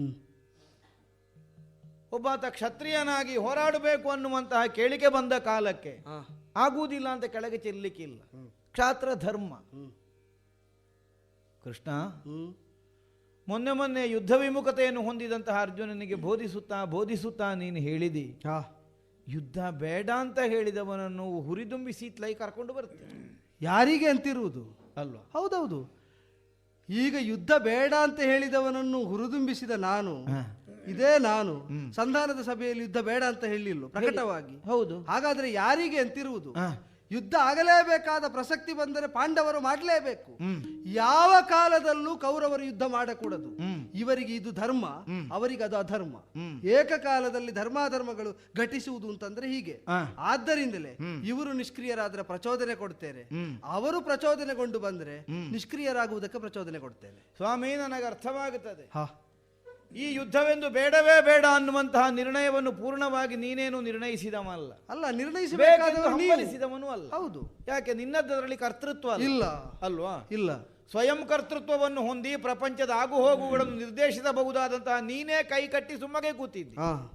ಇಲ್ಲ ಇದ್ರಿಗೆ ಯುದ್ಧ ಬೇಡ ಅಂತ ಸುಯೋಧನನಿಗೆ ಮನಸ್ಸು ಕೊಡ್ಲಿಕ್ಕೆ ನಿನಗಾಗುದಿಲ್ವಾ? ಇಲ್ಲ, ಮಾಡುವುದಿಲ್ಲ. ಯಾಕೆ ಮಾಡಲಿಲ್ಲ? ಯಾಕೆ ಮಾಡುವುದಿಲ್ಲ ಅಂತಂದ್ರೆ ಅದು ಜೀವ ಸ್ವಾತಂತ್ರ್ಯದಿಂದ ನಿರ್ಣಯಿಸಬೇಕಾದ ವಿಷಯ, ದೇವ ಸ್ವಾತಂತ್ರ್ಯದಿಂದ ಅಲ್ಲ. ಅಲ್ವಾ? ಹೌದೇ ಹೌದು. ಈಗ ಜೀವ ಸ್ವಾತಂತ್ರ್ಯದಿಂದಲೇ ನಿರ್ಣಯಿಸಲ್ಪಡಬೇಕಾದದ್ದು ಹೌದು ಅಂತಾದ್ರೆ, ಈಗ ಪಾಂಡವರು ಜೀವ ಸ್ವಾತಂತ್ರ್ಯದಿಂದಲೇ ಅವರು ಉಳಿಯುವ ದಾರಿ ಮಾತ್ರ ಅಲ್ಲೋ ಮಾಡಬೇಕಾದವರು. ಹೌದು. ಈಗ ನಿನ್ನ ಪಕ್ಷದಲ್ಲಿ ದಿನವೊಂದಕ್ಕೆ 10,000 ಮಂದಿ ಮಕುಟವರ್ಧನರ ತಲೆ ಕಡಿಯುತ್ತಾ ಇಷ್ಟು ದಿವಸ ಬಂದೆ ನಾನು. ಅವರ ಪ್ರಾಣ ಯಾಕೆ ಕಾಪಾಡಲಿಲ್ಲ ನೀನು? ಯಾರ ಪ್ರಾಣವನ್ನು? ಈಗ ಸತ್ತವರದ್ದು 10,000 ಮಂದಿ. ಅಲ್ಲ, ಈಗ ಅವರನ್ನೇ ಕೊಲ್ಲಬೇಕಾಗಿತ್ತು ಎಂಬುದನ್ನು ನಾನು ಅಂಗೀಕರಿಸ್ತೇನೆ. ಆದರೆ ಕೊಲ್ಲುವುದಕ್ಕೆ ನನಗೆ ಇದೇ ಸಮರ ಮಾಧ್ಯಮವಾಗಬೇಕಾಗಿತ್ತು ಅಂತ ಹೇಳಿದ್ರೆ ಅಮಿತನಾದ ನನಗೆ ಮಿತಿಯನ್ನು ಹೇರಿದ ಹಾಗಾಗುತ್ತದೆ. ಅವರನ್ನು ಕೊಂದು ಕಳೆಯುವುದಕ್ಕೆ 1000 ಮಾರ್ಗ ಬೇರೆ ಹುಡುಕಿಯೇನು? ನೀವು ಯುದ್ಧ ನಿರ್ಣಯ ಮಾಡಿದರೆ ಯುದ್ಧವನ್ನೇ ಮಾರ್ಗವಾಗಿಸಿಯೇನು? ನೀವು ಯುದ್ಧ ತಪ್ಪಿಸಿದ್ರೆ ಅವರು ಸಾಯುವುದಕ್ಕೆ ಮಾರ್ಗ ಬೇರೆ ಕಲ್ಪಿಸಿಯೇನು? ಅದು ನನಗೆ ಬಿಟ್ಟ ವಿಚಾರ, ಕರ್ಮಾಧ್ಯಕ್ಷನಿಗೆ. ಹೌದಲ್ಲ? ಅವರೀಗ ಯುದ್ಧ ಮುಖೇನವಾಗಿ ಸಾಯಬೇಕಾದವರು ಅನ್ನುವುದನ್ನು ನೀನು ಒಪ್ಪುತ್ತೀಯಲ್ಲ? ಯುದ್ಧ ಮುಖೇನ ಸಾಯಬೇಕಾದವರು ಅಂತ ಹೇಗೆ ಅಂತ ನಿರ್ಣಯಿಸುವವರು ಕರ್ಮಾಧ್ಯಕ್ಷ ಅಂತ. ಹೌದಲ್ಲ? ಈಗ ಯುದ್ಧ ಮುಖೇನ ಸಾಯಬೇಕಾದವರು ಹೌದು, ಹಾಗೇನು ನೀನೇ ಹೋರಾಟ ಮಾಡಿಕೊಳ್ತಿ ಅಂತ ಅದರ ಅರ್ಥವೂ ಅಲ್ಲ. ಇನ್ನೊಂದು ಯಾವುದೋ ಕಾರಣವನ್ನು ಸೃಷ್ಟಿ ಮಾಡಿ ಯುದ್ಧದ ಮೂಲಕವಾಗಿ ನೀನು ಅವರನ್ನು ನಾಶ ಮಾಡುವುದಕ್ಕೂ ಸಾಧ್ಯವಾಗುತ್ತದೆ. ಹೌದು. ಪಾಂಡವರು ಧರ್ಮಾತ್ಮರು, ನ್ಯಾಯವಾಗಿ ಪಡೆಯಬೇಕಾದದ್ದನ್ನು ಪಡೆಯುವುದಕ್ಕಾಗಿ ಹೋರಾಟ ಮಾಡುವವರು. ಹೌದು. ಆದ್ದರಿಂದಲೇ ಅವರ ನಿರ್ಣಯ ಧಾರ್ಮಿಕವಾದದ್ದು. ಹೌದು. ಈಗ ಧಾರ್ಮಿಕವಾದದ್ದನ್ನು ಬೆಂಬಲಿಸಿ ಅಲ್ಲೂ ಅವರು ಬಂದದ್ದು. ಹೌದು. ಈಗ ಧಾರ್ಮಿಕವಾದದ್ದನ್ನು ಬೆಂಬಲಿಸುವ ಕಾರ್ಯಕ್ಕೆ ಅವರ ಮರಣ ಬಂತು ಅಂತಾದ್ರೆ ಊರವರು ಏನು ತಿಳ್ಕೊಳ್ತಾರೆ? ಏನು ತಿಳ್ಕೊಳ್ತಾರೆ? ಇನ್ನು ಧರ್ಮ ಕಾರ್ಯಕ್ಕೂ ಪ್ರೋತ್ಸಾಹ ಮಾಡಬಾರದು ಅಂತಲ್ವ? ಏನಾಗುವುದಿಲ್ಲ. ಧರ್ಮ ಕಾರ್ಯ ನಿರತರಾದಲ್ಲಿ ಸತ್ತವರು ಅನೇಕರಿದ್ದಾರೆ. ಸತ್ತವರಿಗೆ ಏನು ಅಂತಿರುವುದು? ಸಾಯಬೇಕಾಗಿ ಬಂದದ್ದು ಕರ್ಮವಶದಿಂದಲಾದರೂ ಸತ್ತದ್ದನ್ನು ದುಷ್ಕರ್ಮ ಅಂತ ಹೇಳುವಾಗಿಲ್ಲ ಅಂತ. ಆ ಕಾರಣದಿಂದಲೇ ಅದೇ ಹೇಳಿದ್ದು, ಸಾವೆಂಬುದು ಒಂದೇ ಕ್ಷಣದಲ್ಲಿ. ಈಗ ಇದೇ ರಂಗದಲ್ಲಿ ನಡೆದ ಸಾವು ಇತ್ತಂಡದಲ್ಲಿ ನಡೆದದ್ದನ್ನು ಎರಡಾಗಿ ವ್ಯಾಖ್ಯಾನಿಸುವುದಕ್ಕೆ ಬರ್ತದೆ. ಯಾರು ಸತ್ತರೆ ಆ ಸಾವಿಗೆ ಏನರ್ಥ ಅಂತ. ಆದ್ದರಿಂದಲೇ ಒಬ್ಬನಿಗೆ ಸುಕೃತ ವಿಶೇಷದಿಂದಲೂ ಸಾವು ಬಂದಿತ್ತು. ಆದ್ದರಿಂದಲೇ ರಣ ಮಾಧ್ಯಮ ಯಾವ್ಯಾವುದಕ್ಕೋ ಸೋಪಾನ ಅಂತ ಹೇಳಲ್ಪಟ್ಟದ್ದು. ಇನ್ನೊಬ್ಬನಿಗೆ ದುಷ್ಕೃತದಿಂದಲೂ ಸಾವು ಬಂದಿತ್ತು. ಆದ್ದರಿಂದಲೇ ಸಂಕಲ್ಪ ಏನು ಎಂಬುದರ ಮೇಲೆ ಇರುವುದು. ಆದ್ದರಿಂದ ಅಲ್ಲಿ ಸತ್ತಿದ್ದಾರೆ ಎಂಬುದರಿಂದಲೇ ಅವರು ದುಷ್ಕರ್ಮಿಗಳು ಅಂತ ಹೇಳುವುದಕ್ಕಾಗುವುದಿಲ್ಲ. ಅಲ್ಲ, ದುಷ್ಕರ್ಮಿಗಳು ಹೌದೋ ಅಲ್ವೋ, ಅಂತೂ ಇನ್ನು ಮುಂದೆ ಬದುಕಬೇಕಾದವರಲ್ಲ ಅನ್ನುವುದು ತೀರ್ಮಾನ. ಹೌದೇ? ಆದದ್ದರಿಂದಲೇ ಸಾವನ್ನಪ್ಪಿದ್ದ. ಹೌದು ಸ್ವಾಮಿ, ನಿನ್ನನ್ನು ಸಾವಧಾನದಿಂದ ಭಜಿಸುವಂತಹ ವಿವೇಕ ಇದ್ದದ್ದರಿಂದಲೇ ಈ ಪ್ರತಿಜ್ಞೆಯನ್ನು ಮಾಡಿದ್ದು. ದಿನವೊಂದಕ್ಕೆ 10,000 ಮಂದಿ ಮುಕುಟವರ್ಧನರ ಶಿರವನ್ನು ಚೆಂಡಾಡುತ್ತೇನೆ, ಅಷ್ಟಲ್ಲದೆ ಎತ್ತಿದ ಧನುಸ್ಸನ್ನು ಇಳಿಸುವುದಿಲ್ಲ ಹೇಳಿದ್ಯಾಕೆ? ನನಗೆ ಗೊತ್ತಾಗಿದೆ ನಿನಗೆ ದೊಡ್ಡ ಒಂದು ಮಾರಿ ಹಬ್ಬ ಮಾಡಬೇಕು ಅಂತ ಅನ್ನಿಸಿದೆ. ಅದಕ್ಕೆ ಬೇಕಾಗಿ ಒಂದು ವೇದಿಕೆಯನ್ನು ನೀನು ಸಿದ್ಧ ಮಾಡಿದ್ದಿ, ಎಲ್ಲರನ್ನು ಇಲ್ಲಿ ಒಟ್ಟು ಮಾಡಿದ್ಯಲ್ಲ. ನಮ್ಮ ದೇಣಿಗೆ ಇರಲಿ ಈ ಕಡೆಯದ್ದು. ದಿನವೊಂದಕ್ಕೆ 10,000 ಲೆಕ್ಕ ತೆಗೆಯುವತ್ಲಾಗಿ ಈ ನಿರ್ಣಯದಿಂದಲೇ ಪ್ರತಿಜ್ಞಾಬದ್ಧನಾಗಿ ಮುಂದೆ ಬಂದವ. ಇದು ಅಂತಃಕರಣ ಶುದ್ಧಿಯಿಂದ ಆಡುವುದು. ನಿನ್ನನ್ನು ವಿರೋಧಿಸಿ ನಿಂತು ಪಾಂಡವರ ವಿರೋಧದ ಮೂಲಕವಾಗಿ ಸುಯೋಧನಿಗೆ ಗೆಲುವು ಒದಗಿಸಿಕೊಡ್ತೇನೆ ಅನ್ನುವಂತಹ ನಿರ್ಣಯದಿಂದ ಆಡಿದವ ಹೌದು ಅಂತಾದ್ರೆ ಗೆಲುವುದು ನಿನ್ನ ಪ್ರಾರಬ್ಧವಶ. ಹೀಗೆ ಸುಯೋಧನಲ್ಲಿ ಆಡಬೇಕಾದ ಅವಶ್ಯಕತೆ ಇರಲಿಲ್ಲ. ಹಾಗಿದ್ರೆ ನನ್ನ ಕರ್ತವ್ಯ ಅನ್ನುವ ಕಾರಣಕ್ಕೆ ಹೊರಟದ್ಯಾಕೆ? ಲೋಕದಲ್ಲಿ ಧರ್ಮ ಉಳಿಸುವಂತಹ ನಿನ್ನ ಮಹಾನ್ ಉದ್ದೇಶದ ಈ ಕೈಂಕರ್ಯದಲ್ಲಿ ನಮ್ಮದು ಒಂದು ಇರಲಿ ಸಣ್ಣ ದೇಣಿಗೆ. ಈ ಕಾರಣಕ್ಕಾಗಿ ನನ್ನನ್ನು ತೊಡಗಿಸಿಕೊಂಡವ. ಅದೇ ಅಂತರಂಗ ಶುದ್ಧಿನ ನಾನು ಮಾಡಿದ ಸಂಕಲ್ಪದ ಬಲದಿಂದ ಹೇಳ್ತೇನೆ, ನಾನು ನಿನ್ನ ಭಕ್ತನಾಗಿ ನಿನ್ನನ್ನು ಒಪ್ಪಿ ಇಷ್ಟು ನಿರ್ಣಯದಿಂದ ಹೊರಟದ್ದೌದಾ? ಆ ದೇವೇಂದ್ರನ ಮಗನ ಇಂದಿನ ದಿನದ ಯುದ್ಧದಲ್ಲಿ ನಾನು ಗೆಲ್ಲದೆ ಇದ್ರೆ ಭೀಷ್ಮ ಅಲ್ಲ. ಬಳಿರೆ ಗಂಗಾತನೆಯ ಭಜಕರನ್ನು ಒಲಿದು ಪಾಲಿಸುವವ ನಾನು ಎಂಬ ನನ್ನ ನೆಗಳತೆಯನ್ನೇ ಪ್ರಶ್ನಾರ್ಹವಾಗಿಸಿ ಬೇಕಾದದ್ದನ್ನು ಬೇಕಾದಂತೆ ಪಡೆಯಬಲ್ಲೆ ಅಂತ ಹೊರಟಿದ್ದೀರಿ. ಆದೀತು, ಕರ್ತೃತ್ವ ಯೋಗ್ಯತೆ ಯಾರಿಗೆ ಎಂಬುದನ್ನು ರಣಮಧ್ಯದಲ್ಲೇ ನಿರ್ಣಯಿಸುವ, ಪಾಂಡವರನ್ನು ಆತ್ಯಂತಿಕವಾಗಿ ಪಾರ್ಥನ ಮುಖೇನವಾಗಿಯೇ ಗೆಲ್ಲಿಸುವ ಪಣವನ್ನು ತೊಟ್ಟ ನಾನು ಅದರಿಂದ ವಿಚಲಿತನಾಗುವ ವಿಚಾರ ಇಲ್ಲ. ಪ್ರಯತ್ನಿಸಿ ನೋಡುವ. ಇವತ್ತಿನ ಮಟ್ಟಿಗೆ ಅವನನ್ನು ನಾನು ಸೋಲಿಸದೇ ಇದ್ರೆ ಅಥವಾ ಸಾಮರ್ಥ್ಯ ಉಂಟು ಅಂತಾದ್ರೆ ಭೀಷ್ಮನ ಹೊಡೆತದಿಂದ ಆ ವಿಜಯನನ್ನು ವಿಜಯಗೊಳಿಸು. ನೀನಲ್ವೋ ಮಾಡುವಮ್ಮ ಅಲ್ವಾ? ಏನು ಸಂದೇಹ ಉಂಟು ನಿಮಗೆ? ಕೇಳಿದ್ಯಾ ವಿಜಯ? ದೇವರೇ,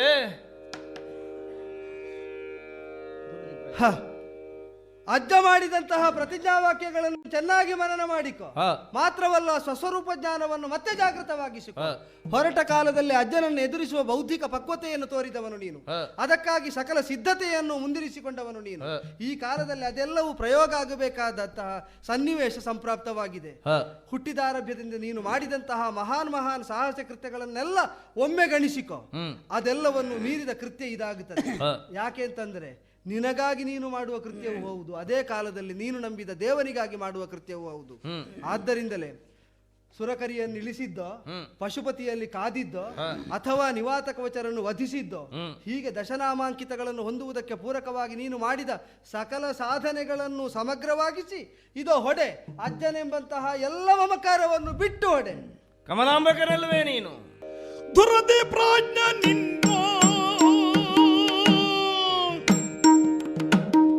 ದುರದಿಪಾಜ್ಞ ನಿನ್ನೊಳನ್ನ ಶರದ ಪಾಂಡಿತ್ಯಗಳನ್ನು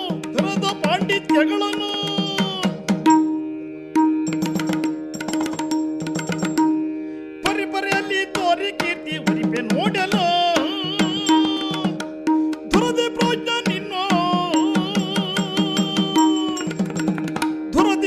ನಿನ್ನೊಳನ್ನ ಶರದ ಪಾಂಡಿತ್ಯಗಳನ್ನು ಪರಿಪರಿಯಲ್ಲಿ ತೋರ್ಪೆ ಕೀರ್ತಿ ಉರಿಪೆ ನೋಡಲು. ಭಗವಂತ, ಕಮಲಾಂಬಕನು ನೀನು ಎನ್ನುವ ಹಾಗೆ ಸ್ಪಷ್ಟವಾಗಿ ಅರಿತಿದ್ದೇನೆ. ನಿನ್ನ ಮುಖ ಕಮಲ ಅರಳುವ ಹಾಗೆ ಮಾಡುತ್ತೇನೆ. ಹೇಗೆ? ಪಾರ್ಥ ಪ್ರತಾಪದ ಮೂಲಕವಾಗಿ ಎನ್ನುವುದನ್ನು ಸ್ಪಷ್ಟಪಡಿಸುತ್ತೇನೆ.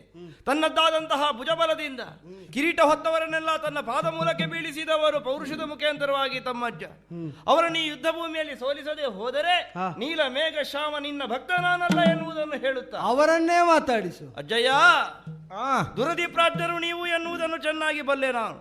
ಕೇವಲ ಪ್ರಾಜ್ಞರಲ್ಲ, ಎಷ್ಟು ಯುದ್ಧಗಳನ್ನು ಮಾಡಿದ್ದೀರೋ ಅಷ್ಟು ಯುದ್ಧಗಳಲ್ಲಿ ತಮ್ಮನ್ನು ತಾವು ಪ್ರಕಟಿಸಿಕೊಂಡವರು, ವಿಜಯಿಯಾದವರು ಎನ್ನುವುದನ್ನು ಚೆನ್ನಾಗಿ ಅರಿತವನು.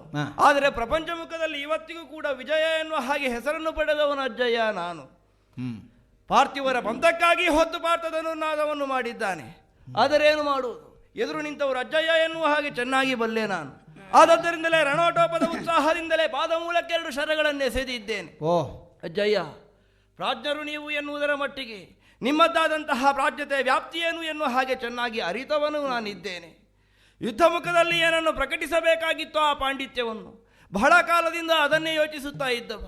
ಹೊಸತನ್ನು ಬಹಳಷ್ಟನ್ನು ಸಂಪಾದಿಸಿಕೊಂಡ ಕ್ಷಣದಲ್ಲೆಲ್ಲ ಕೇಳಿದ್ದಾರೆ ಭೀಷ್ಮಾಚಾರ್ಯರು, ಕೇಳಿದ್ದಾರೆ ಭೀಷ್ಮಾಜ್ಜ. ಇದನ್ನು ಸಂಪಾದಿಸಿಕೊಂಡದನ್ನು ಬರೀ ಕೇಳುವಿಕೆಗೆ ಸೀಮಿತವಾಗಿ ಬಿಟ್ಟಿತ್ತಲ್ಲ. ಹಾಗಾಗ ಕೂಡದು. ನಮ್ಮ ಹೆಜ್ಜೆಯನ್ನು ಎದುರೇ ಇದನ್ನು ಪ್ರದರ್ಶಿಸಬೇಕು ಎನ್ನುವ ಹಾಗೆ ಎಷ್ಟೋ ಬಾರಿ ಮನದಲ್ಲಿ ಹೇಳಿಕೊಂಡದ್ದುಂಟು. ನಾನು ಪ್ರದರ್ಶನದ ಮೂಲಕವೇ ಇದ್ದದ್ದನ್ನು ಸಂಪಾದಿಸಿದ್ದೇನೆ ಎನ್ನುವಷ್ಟಕ್ಕೆ ಸೀಮಿತವಾಗಕೂಡದು ನನ್ನದಾದಂತಹ ವ್ಯವಹಾರ. ಅದಕ್ಕಿಂತ ಆಚೆಗೆ ಹೋರಾಟ ಮಾಡುವುದಿದ್ದರೆ ಪ್ರಪಂಚದಲ್ಲಿಯೇ ಸಾಹಸಿಕ ಎಂದೆಣಿಸಿಕೊಂಡಂತಹ ನಮ್ಮ ಅಜ್ಜೆಯನೆದುರು ಹೋರಾಡಬೇಕು ಎನ್ನುವ ಹಾಗೆ ಕೆಚ್ಚದೆಯ ಕದನ ಕಲಿಗಳ ಮುಂದೆ ಹೋರಾಡಿ ಅವರದೆಯ ಆಳವನ್ನು ಕೇವಲ ಬಾಣಮುಖದಿಂದಲೇ ನೋಡಿ ಅವರ ಬಿಂಕದ ಆಟೋಟವನ್ನೆಲ್ಲ ಬರಿದುಗೈದಂತಹ ಉದ್ದಂಡ ಪರಾಕ್ರಮಿ ಎನ್ನುವಂತಹ ನೆಗಳತೆಯನ್ನು ಪಡೆದಂತಹ ಈ ಪಾರ್ಥ, ಕ್ಷಾತ್ರಕುಲ ಕಟ್ಟಿಯವರೆನಿಸಿದಂತಹ ಸಂಗ್ರಾಮ ಕಲಾ ಕೋಲಾಹಲ ಎನಿಸಿದಂತಹ ನಿಮ್ಮೆದುರು ಏನು ಸವ್ಯಸಾಚಿಯ ಸರಳ ಸಾರಥಿಯನ್ನು ತೋರಲಿ ಅಜ್ಜಯ್ಯ, ಸಿದ್ಧರಾಗಿದ್ದೀರಾ ನೀವು? ಇದೆಲ್ಲ ದೇವಲೋಕದಲ್ಲಿ ಕಲ್ತದ್ದ ಮಗು. ಯಾಕೆ ಬೇಡ ಬೇಡ ಗರ್ವ, ಬೇಡ ಬೇಡ ಗರ್ವ ಪಾರ್ಥ ಖಾಡ ಕಾಡಿ ಭೃಗುಜನೊಡನೆ, ಖಾಡ ಕಾಡಿ ಭೃಗುಜನೊಡನೆ.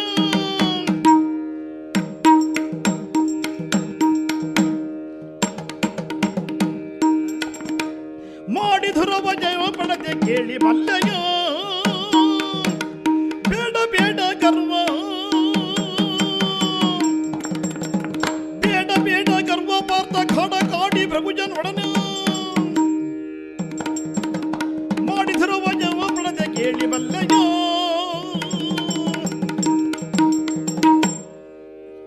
ಪಾರ್ಥ, ಅಜಯ, ಅಲ್ಲ ಯುದ್ಧ ಭೂಮಿ, ಆದ್ದರಿಂದಲೇ ಆತ್ಮಶ್ಲಾಘನೆ ಅಪರಾಧ ಅಂತ ಹೇಳುವ ಹಾಗಿಲ್ಲ. ಆದ್ರೆ ಇಷ್ಟು ಬೇಕೋ ಕೇಳುದು ನಾನು. ಯಾಕೆ, ಏನಾಯ್ತಜ್ಜ? ಗುರುತ ಪರಿಚಯವೇ ಇಲ್ಲದೆ ಇದ್ದವನಲ್ಲಿ ಆದ್ರೆ ಪೂರ್ಣ ವಿವರ ಕೊಡಬೇಕು. ಎಳವೆಯಿಂದಲೂ ನಿನ್ನನ್ನು ನೋಡಿ ನೋಡಿ ಸರಿ ಪರಿಚಯ ಇದ್ದ ನನಗೆ ಬೇಕೋ ಮಗ ನಿನ್ನ ವಿಳಾಸ ಇಷ್ಟು ವಿಸ್ತಾರಕ್ಕೆ?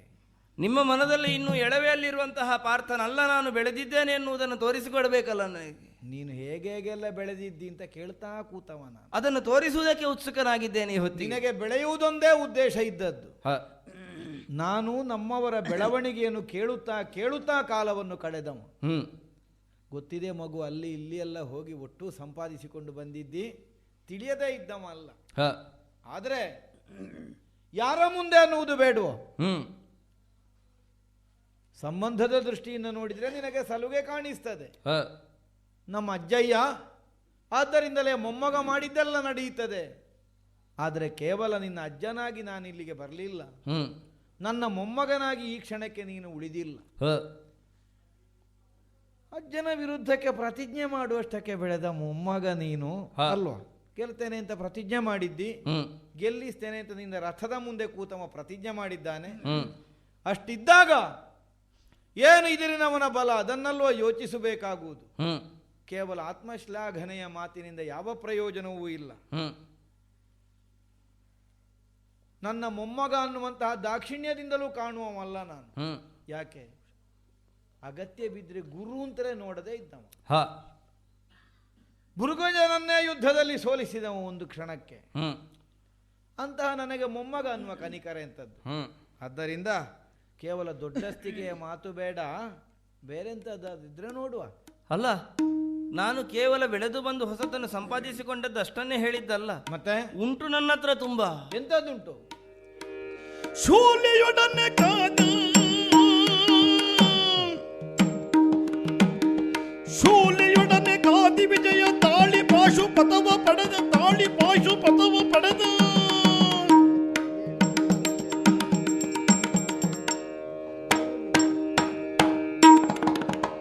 ಶೀಲ ಸತ್ವನಾಟ್ಯ ನಿನ್ನ ನೀಲಲಿರಿಪೆನು ಶೂಲಿಯೊಡನೆ ಕಾದ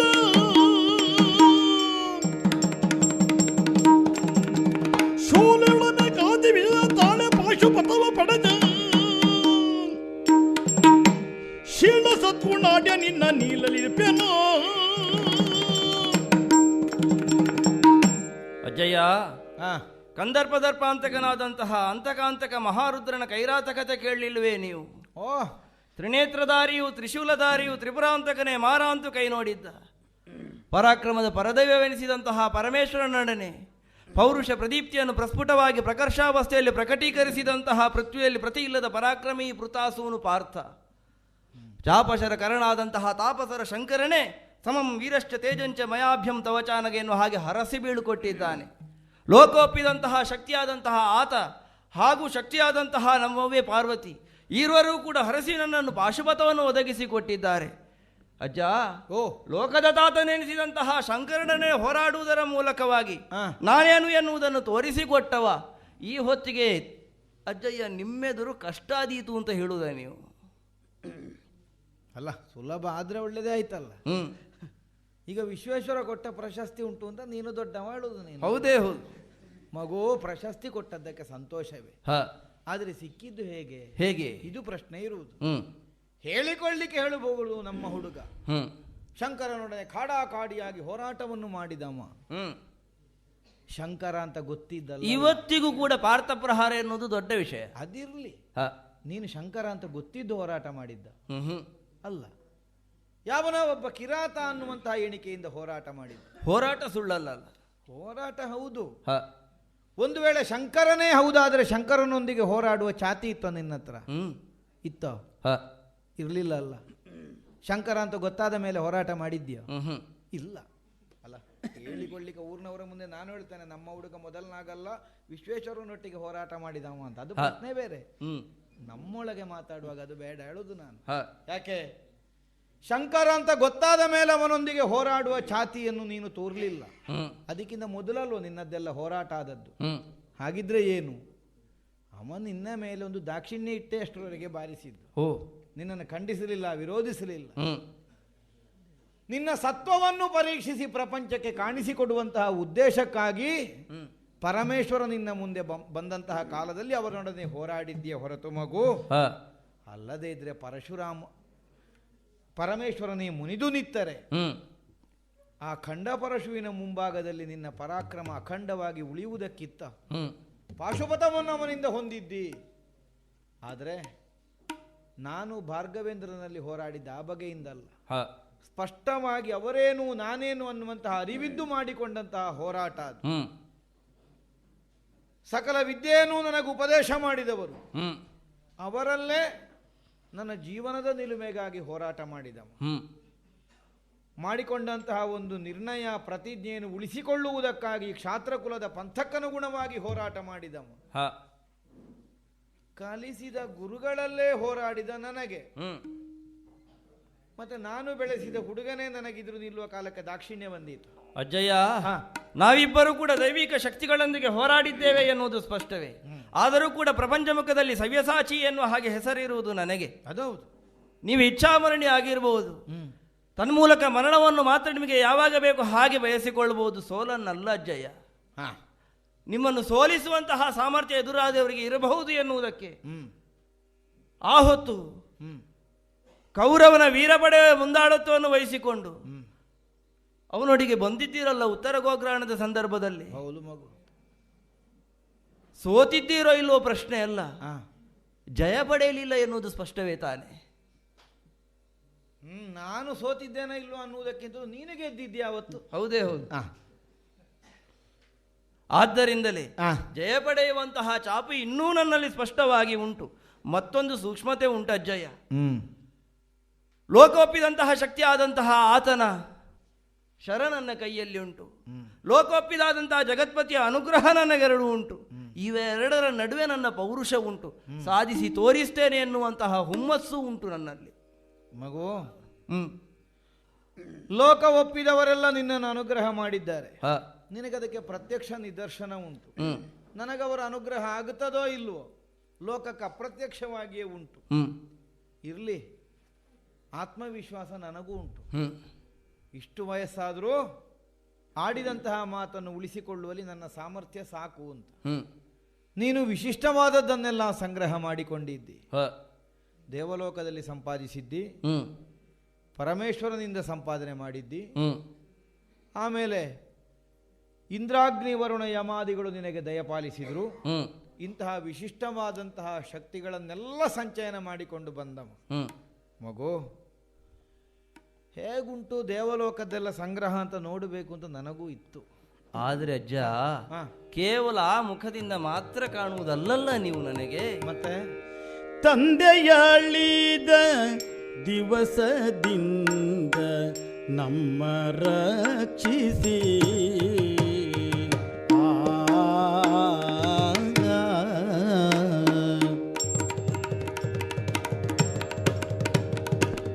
ತಂದೆಯಳಿದ ದಿವಸದಿಂದ ನಮ್ಮ ರಕ್ಷಿಸಿ, ತಂದೆಯಳಿದ ದಿವಸದಿಂದ ನಮ್ಮ ರಕ್ಷಿಸಿ, ಇಂದು ಕುರು ನೃಪತಿಗೆ ಸಗಾಯದಿಂದ ಘಾಟಿಸಿ, ತಂದೆಯಳಿದ ದಿವಸದಿಂದ ನಮ್ಮ ರಕ್ಷಿಸಿ, ಇಂದು ಕುರು ನೃಪತಿಗೆ ಸಗಾಯದಿಂದ ಘರ್ಜಿಸಿ.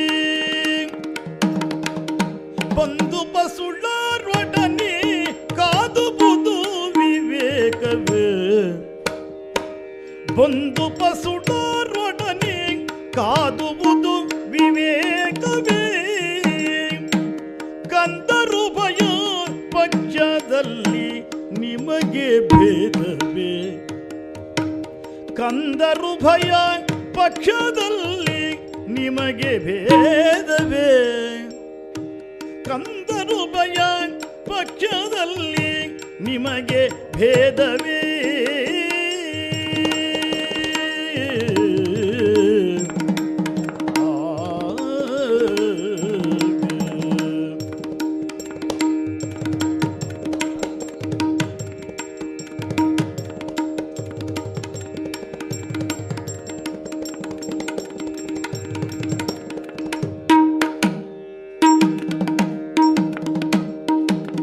ಬಂದು ಪಸುಳರೊಡನೆ ಕಾದುವುದು ವಿವೇಕವೇ ಕಂದರು ಭಯ ಪಕ್ಷದಲ್ಲಿ ನಿಮಗೆ ಭೇದವೇ ಕಂದರು ಭಯ ಪಕ್ಷದಲ್ಲಿ ನಿಮಗೆ ಭೇದವೇ ಆ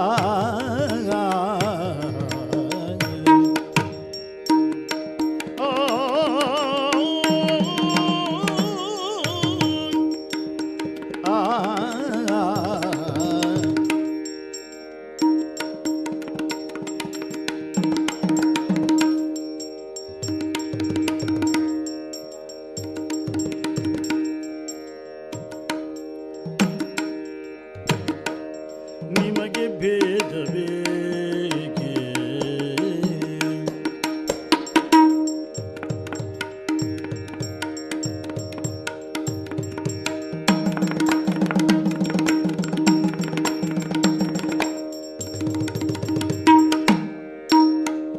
ಕಂದರು ಭಯ ಪಕ್ಷದಲ್ಲಿ ನಿಮಗೆ ಭೇದವೇ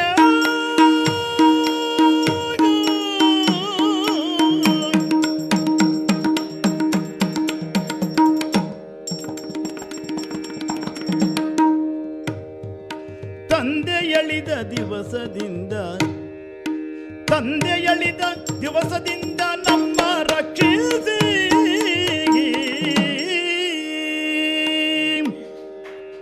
ಅಜ್ಜಯ್ಯ, ಯುದ್ಧ ಮುಖದಲ್ಲಿ ನಾವಿಬ್ಬರು ಪರಸ್ಪರ ಈ ಹಿಂದೆ ಎದುರಾಗಿರಬಹುದು, ಆದರೆ ಈ ಹೊತ್ತಿಗೆ ನಿರ್ಣಾಯಕವಾದದ್ದು ಎನ್ನುವುದು ಸ್ಪಷ್ಟವೇ. ನೋಡುವಾಗ ನನಗೆಲ್ಲ ಹಿಂದೆದ್ದು ನೆನಪಾಗುತ್ತಾ ಉಂಟು. ತಂದೆ ಹೇಳಿದ ದಿವಸದಿಂದ ಮುಂದೇನು ಎನ್ನುವಂತಹ ಪ್ರಶ್ನೆ ಎದುರಾದಂತಹ ಸಂದರ್ಭದಲ್ಲೆಲ್ಲ ನಿಮ್ಮದಾದಂತಹ ಮಮತೆಯ ಸುದೆಯಲ್ಲಿ ಮುಳುಗಿ ಮಿಂದು ಮಡಿಯಾದಂತಹ ಜೀವವಲ್ಲವೇ ಇದು. ಕೌರವರನ್ನು ಪಾಂಡವರನ್ನು ತಮ್ಮೆರಡು ತಡೆಗಳಲ್ಲಿ ಕುಳ್ಳಿರಿಸಿಕೊಂಡು ನಿಮ್ಮೆದೆಯ ಬೆಸುಪಿನಲ್ಲಿ ಪೂತಗಾತ್ರರಾದವರಲ್ಲವೇ ನಾವು. ಪ್ರತಿ ಬಾರಿಯೂ ಕೂಡ ಚಳಿಗಾಲದಲ್ಲಿ ಬಿಸುಪೆಲ್ಲುವೆಂದು ಹಾಗೆ ಅರಸುತ್ತಾ ಇರುವ ಸಂದರ್ಭದಲ್ಲೆಲ್ಲ ಭೀಷ್ಮಾಚಾರ್ಯರ ಎದೆಯಲ್ಲಿ ಬಿಸುಪನ್ನು ಕಂಡವರು ನಾವು. ಆ ಕ್ಷಣಕ್ಕೂ ಖಂಡಿತವಾಗಿಯೂ ಆಲೋಚಿಸಿರಲಿಲ್ಲ ಭೀಷ್ಮಾಚಾರ್ಯರ ಮನದಲ್ಲಿಂತಹ ವೈರುಧ್ಯಗಳ ಭಾವ ಉಂಟು ಎನ್ನುವ ಹಾಗೆ. ಆದರೆ ಈ ಹೊತ್ತಿಗೆ ಮತ್ತೆ ಹೃದಯ ಸ್ಪಷ್ಟವಾಗಿ ಹೇಳುತ್ತಾ ಉಂಟು, ಏನು ಪರಸ್ಪರ ವಿರೋಧವಾದದ್ದನ್ನು ಯಾವತ್ತೂ ಮಾಡುವವರಲ್ಲ ನಮ್ಮಜ್ಜ ಎನ್ನುವ ಹಾಗೆ. ಹಾಗಾದರೆ ನಿಮ್ಮದ್ದಾದಂಥ ಈ ವ್ಯವಹಾರಕ್ಕೆ ಅರ್ಥ ಏನಜ್ಜ? ಆ ಹೊತ್ತಿಗೆ ನಮ್ಮ ಭವಿಷ್ಯವೇ ನಿಮ್ಮ ಕೈಯಲ್ಲಿತ್ತು, ಹೊಚಕಿ ಹಾಕಬಹುದಿತ್ತು. ಆದರೆ ಹಾಗೆ ಮಾಡದೆ ಪ್ರೀತಿಯ ಧಾರೆಯನ್ನೇ ಎರೆದಿರಿ, ನಮ್ಮನ್ನು ಪೋಷಿಸಿದಿರಿ. ಪ್ರಪಂಚ ಮುಖದಲ್ಲಿ ಪಾಂಡವರೇನು ಎನ್ನುವ ಹಾಗೆ ಕಾಣಿಸುವಲ್ಲಿ ನಿಮ್ಮದ್ದಾದಂತಹ ಕೊಡುಗೆ ಅನನ್ಯವಾದುದು, ಮಹತ್ತರವಾದದು. ಈ ಹೊತ್ತು ನಾವು ಬೆಳೆದು ನಿಂತಹ ಕಾಲಕ್ಕೆ ಯಾವ ಕಾಲಕ್ಕೂ ಕೂಡ ಉಳಿಯಗೊಡಗೂಡದು ಎನ್ನುವಂತಹ ದೃಷ್ಟಿಯಿಂದಲೇ ವಿಲಯಭೌರ ಭೈರವನಂತೆ ಹೋರಾಡುತ್ತಾ ಇದ್ದೀರಿ. ಬಿತ್ತುವುದು ಬೀಜ ಅರ್ತಿಯಿಂದ ಬೆಳೆದ ಬಳಿಕ ಚಿತ್ತರಂಜಕ ಫಲವ ಕೊಂಬರಲ್ಲದೆ ವೃಕ್ಷ ಕತ್ತರಿಪುವುದುಂಟೆ ತಾತ. ಏನಿದರ ಮರ್ಮ? ಯಾಕೆ ಈ ರೀತಿಯಾದಂತಹ ವ್ಯವಹಾರ?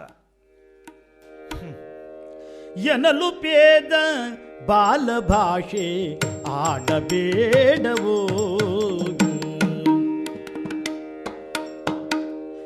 ಎನಲು ಪೇದ ಬಾಲ ಭಾಷೆ ಆಡಬೇಡವೋ, ಎನಲು ಪೇದ ಬಾಲ ಭಾಷೆ ಆಡಬೇಡವೋ.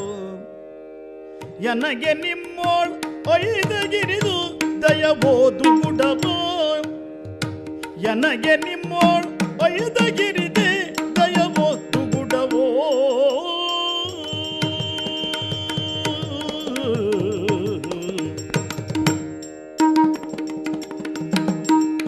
ಎನ್ನುವುದ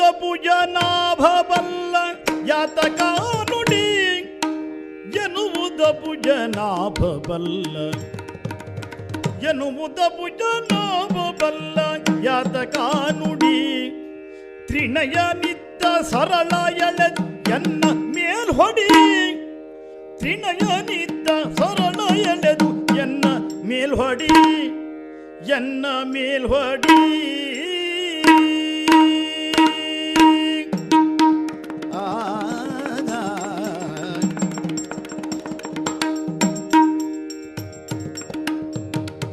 ತ್ರಿನಯ ನಿತ್ತ ಸರಳ ಎಳೆದು ಎನ್ನ ಮೇಲ್ಹೊಡಿ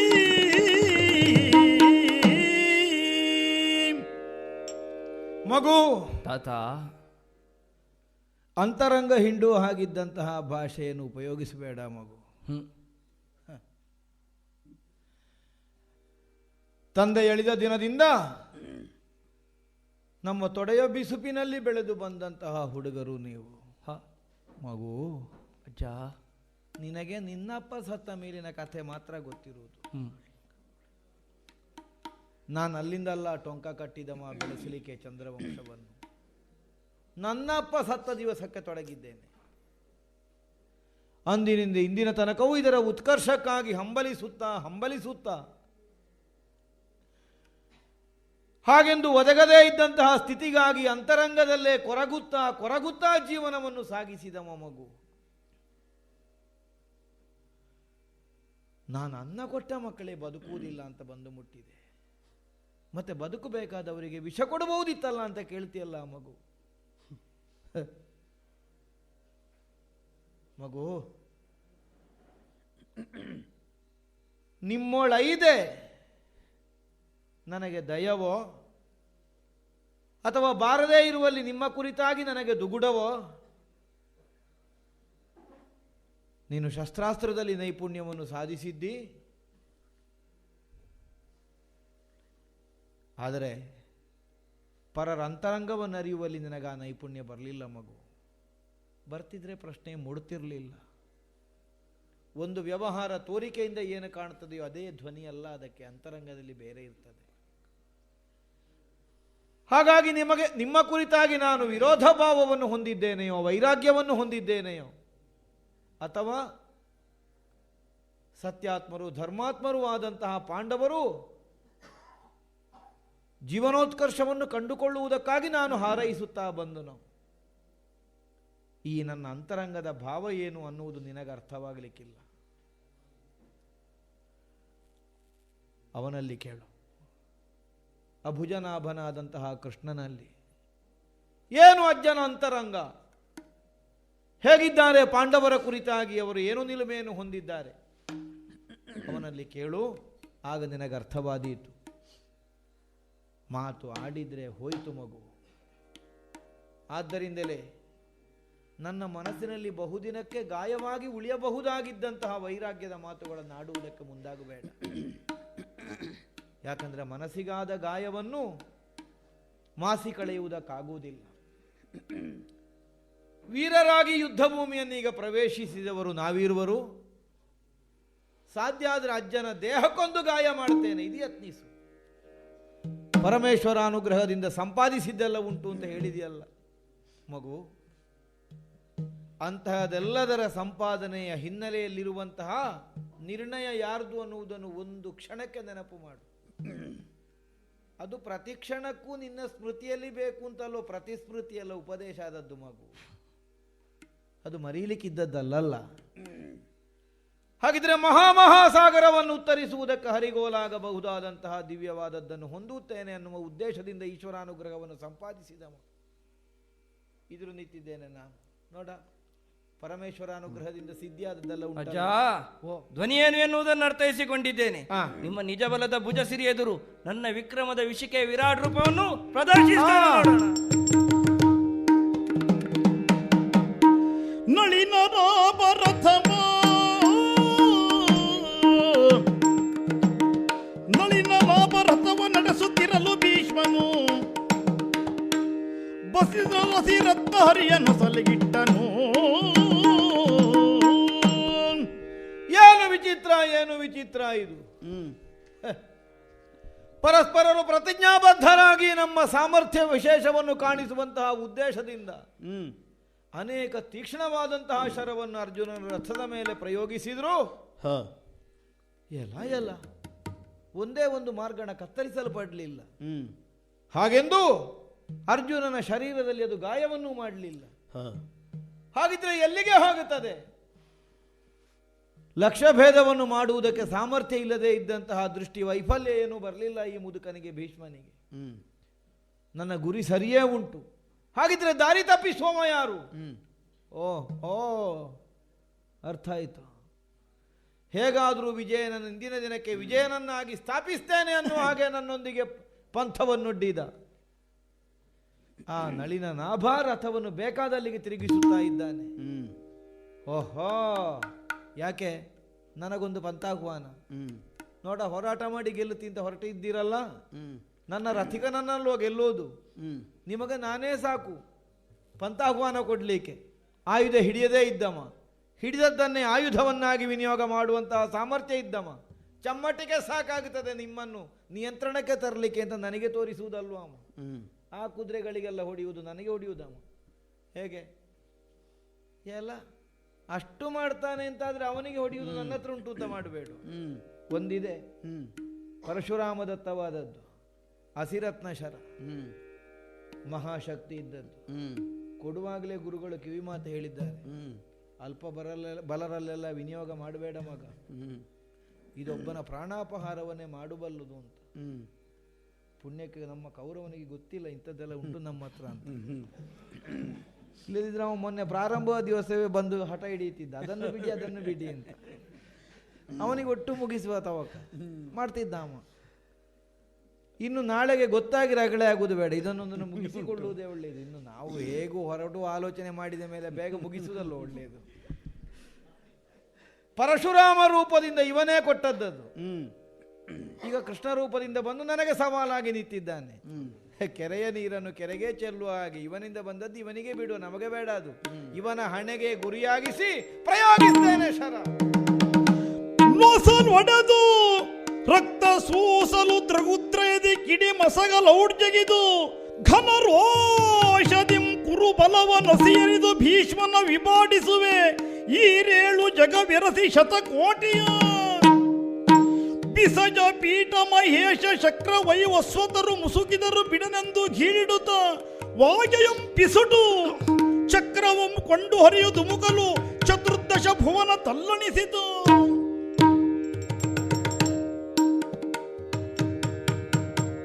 ಮಾರಣಾಂತಿಕವಾದಂತಹ ಮಹಾಪ್ರಹಾರ ಆಚಾರ್ಯ ಭೀಷ್ಮರಿಂದ ಯಾರನ್ನು ಮುಟ್ಟಿ ಮುನಿಸಿಗೇಳಿಸುವಂತೆ ಮಾಡಿದರೆ ಮೂಜಗವು ನಾಶವಾಗುತ್ತದೆ ಅಂತವರು ಬಲ್ಲರು. ಅಂಥವನ ಹಣೆಯ ಮೇಲೆ ಹೊಡೆದು ಏನಾಗುತ್ತದೆ ನೋಡೋಣ ಎಂಬ ಕೆಚ್ಚವರಲ್ಲಿ ಕೆರಳಿ ನಿಂತಿದೆ ಅಂತಾದರೆ ತೋರಿಸ್ತೇನೆ. ಇನ್ಯಾಕೆ ಸಾರಥ್ಯ? ಚಮ್ಮಟಿಕೆಯನ್ನು ಯಾಗೆಯನ್ನು ಬಿಟ್ಟು ಕೆಳಕ್ಕೆ ಧುಮುಕಿ ಸುದರ್ಶನ ಪಾಣಿಯಾಗಿ ಇವರ ಹಸುವನ್ನು ತೆಗೆಯುತ್ತೇನೆ ಅಂತ ಹೊರಟ್ರೆ ತಡೆಯುವವರು ಯಾರು? ವಿಸಜ ಪೀಠ ಮಹೇಶ ಶಕ್ರ ವೈವಸ್ವತಾದಿ ಯಾರು ಮುಸುಕಿದರೂ ಬಿಡೆ ಕಡಿಯುತ್ತೇನೆ, ವಿಭಾಡಿಸ್ತೇನೆ ಇವರನ್ನು. ಹರಿಯ ಖಾತಿಯ ತಡೆವರ್ಯಾರು,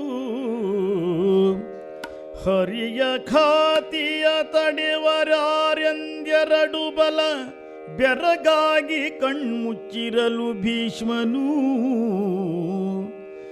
ಎರಡು ಬಲ ಬೆರಗಾಗಿ ಕಣ್ಮುಚ್ಚಿರಲು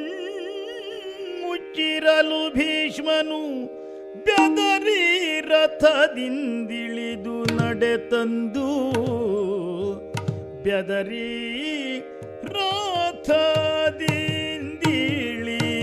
ನಡೆತಂದು ದುರಿತವನ ದಾವಾಗ್ನಿ, ದುರಿತವನ ದಾವಾಗ್ನಿ ಲಕ್ಷ್ಮೀ ವರ ಮುಕುಂದ ಮುರಾರಿ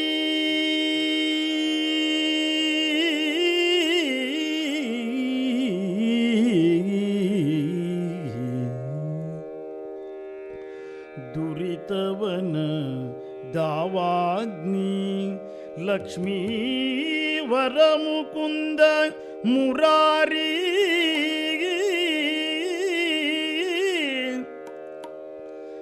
ಜಯ ಜಯ ಜಯ ಎನ್ನುತ್ತೆರಗಿ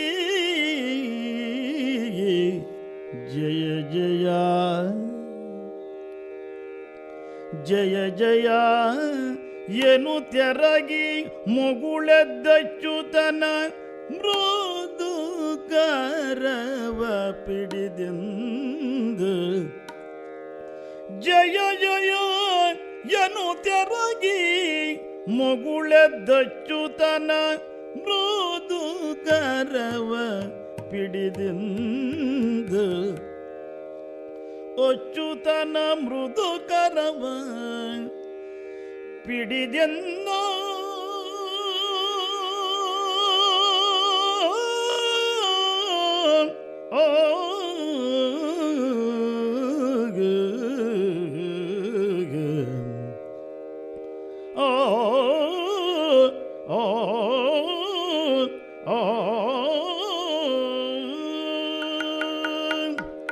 ಶ್ರೀ ಮನೋಹರ ಸ್ವಾಮಿ ಪರಾಕು ಕೃಗದಿ ತೋ ಗಿಟ ತಂ ತೋದಿನ ತದಿಗುತ್ತ ಶ್ರೀ ಮನೋಹರ ಸ್ವಾಮಿ ಪರಾಕು ಶ್ರೀ ಮನೋಹರ ಮನೋಹರ ಮನೋಹರ ಸ್ವಾಮಿ ಪರಾಕು ಪ್ರೇಮದೋಳೆನ್ನಯ ಮಾತಲಾಲಿಸಬೇಕು ಪ್ರೇಮದೋಳೆನ್ನಯ ಮಾತಲಾಲಿಸಬೇಕು ಪ್ರೇಮದೋಳೆನ್ನಯ ಮಾತಲಾಲಿಸಬೇಕು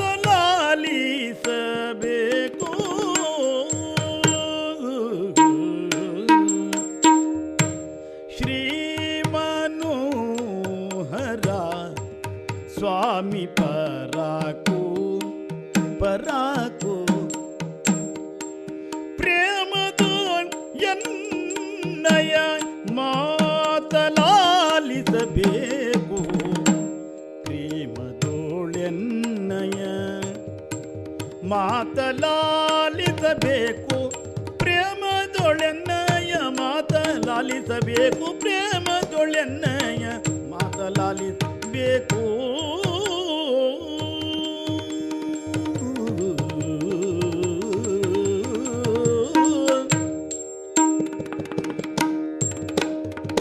ಶ್ರೀ ಮನೋಹರ ಸ್ವಾಮಿ ಪರಾಗು ಪ್ರೇಮದು ಎನ್ನಯ ಮಾತಲಾಲಿಸಬೇಕು ಒಂದು ಮಾತಲಾಲಿಸಬೇಕು ಸ್ವಾಮಿ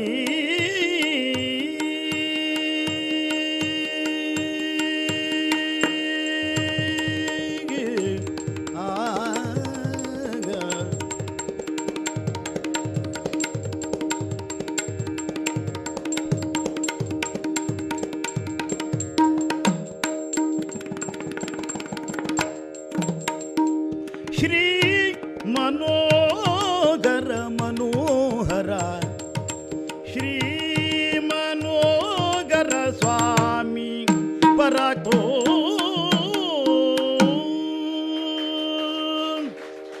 ಉಭಯ ಬಲಗಳು ಬೆರಗಾಗಿ ಹೋದವು. ಎಲ್ಲರೂ ಕಣ್ಣೆವೆಗಳನ್ನು ಮುಚ್ಚಿ ಲೋಕವನ್ನೇ ನಾವು ಕಾಣುವುದಿಲ್ಲ ಅನ್ನುವಂತಹ ನಿರ್ಣಯದಿಂದ ತಾಟಸ್ಥ್ಯವನ್ನು ಹೊಂದಿದ್ರು. ಎಲ್ಲ ಬೆಕ್ಕು ಹಾಲು ಕುಡಿಯೋ ಬುದ್ಧಿಯವರು. ತಾವು ಕಣ್ಣು ಮುಚ್ಚಿದ್ರೆ ಊರಿಗೆ ಕಾಣುವುದಿಲ್ಲ ಅಂತ ಅರ್ಥ. ತಾವು ನೋಡುವುದಿಲ್ಲ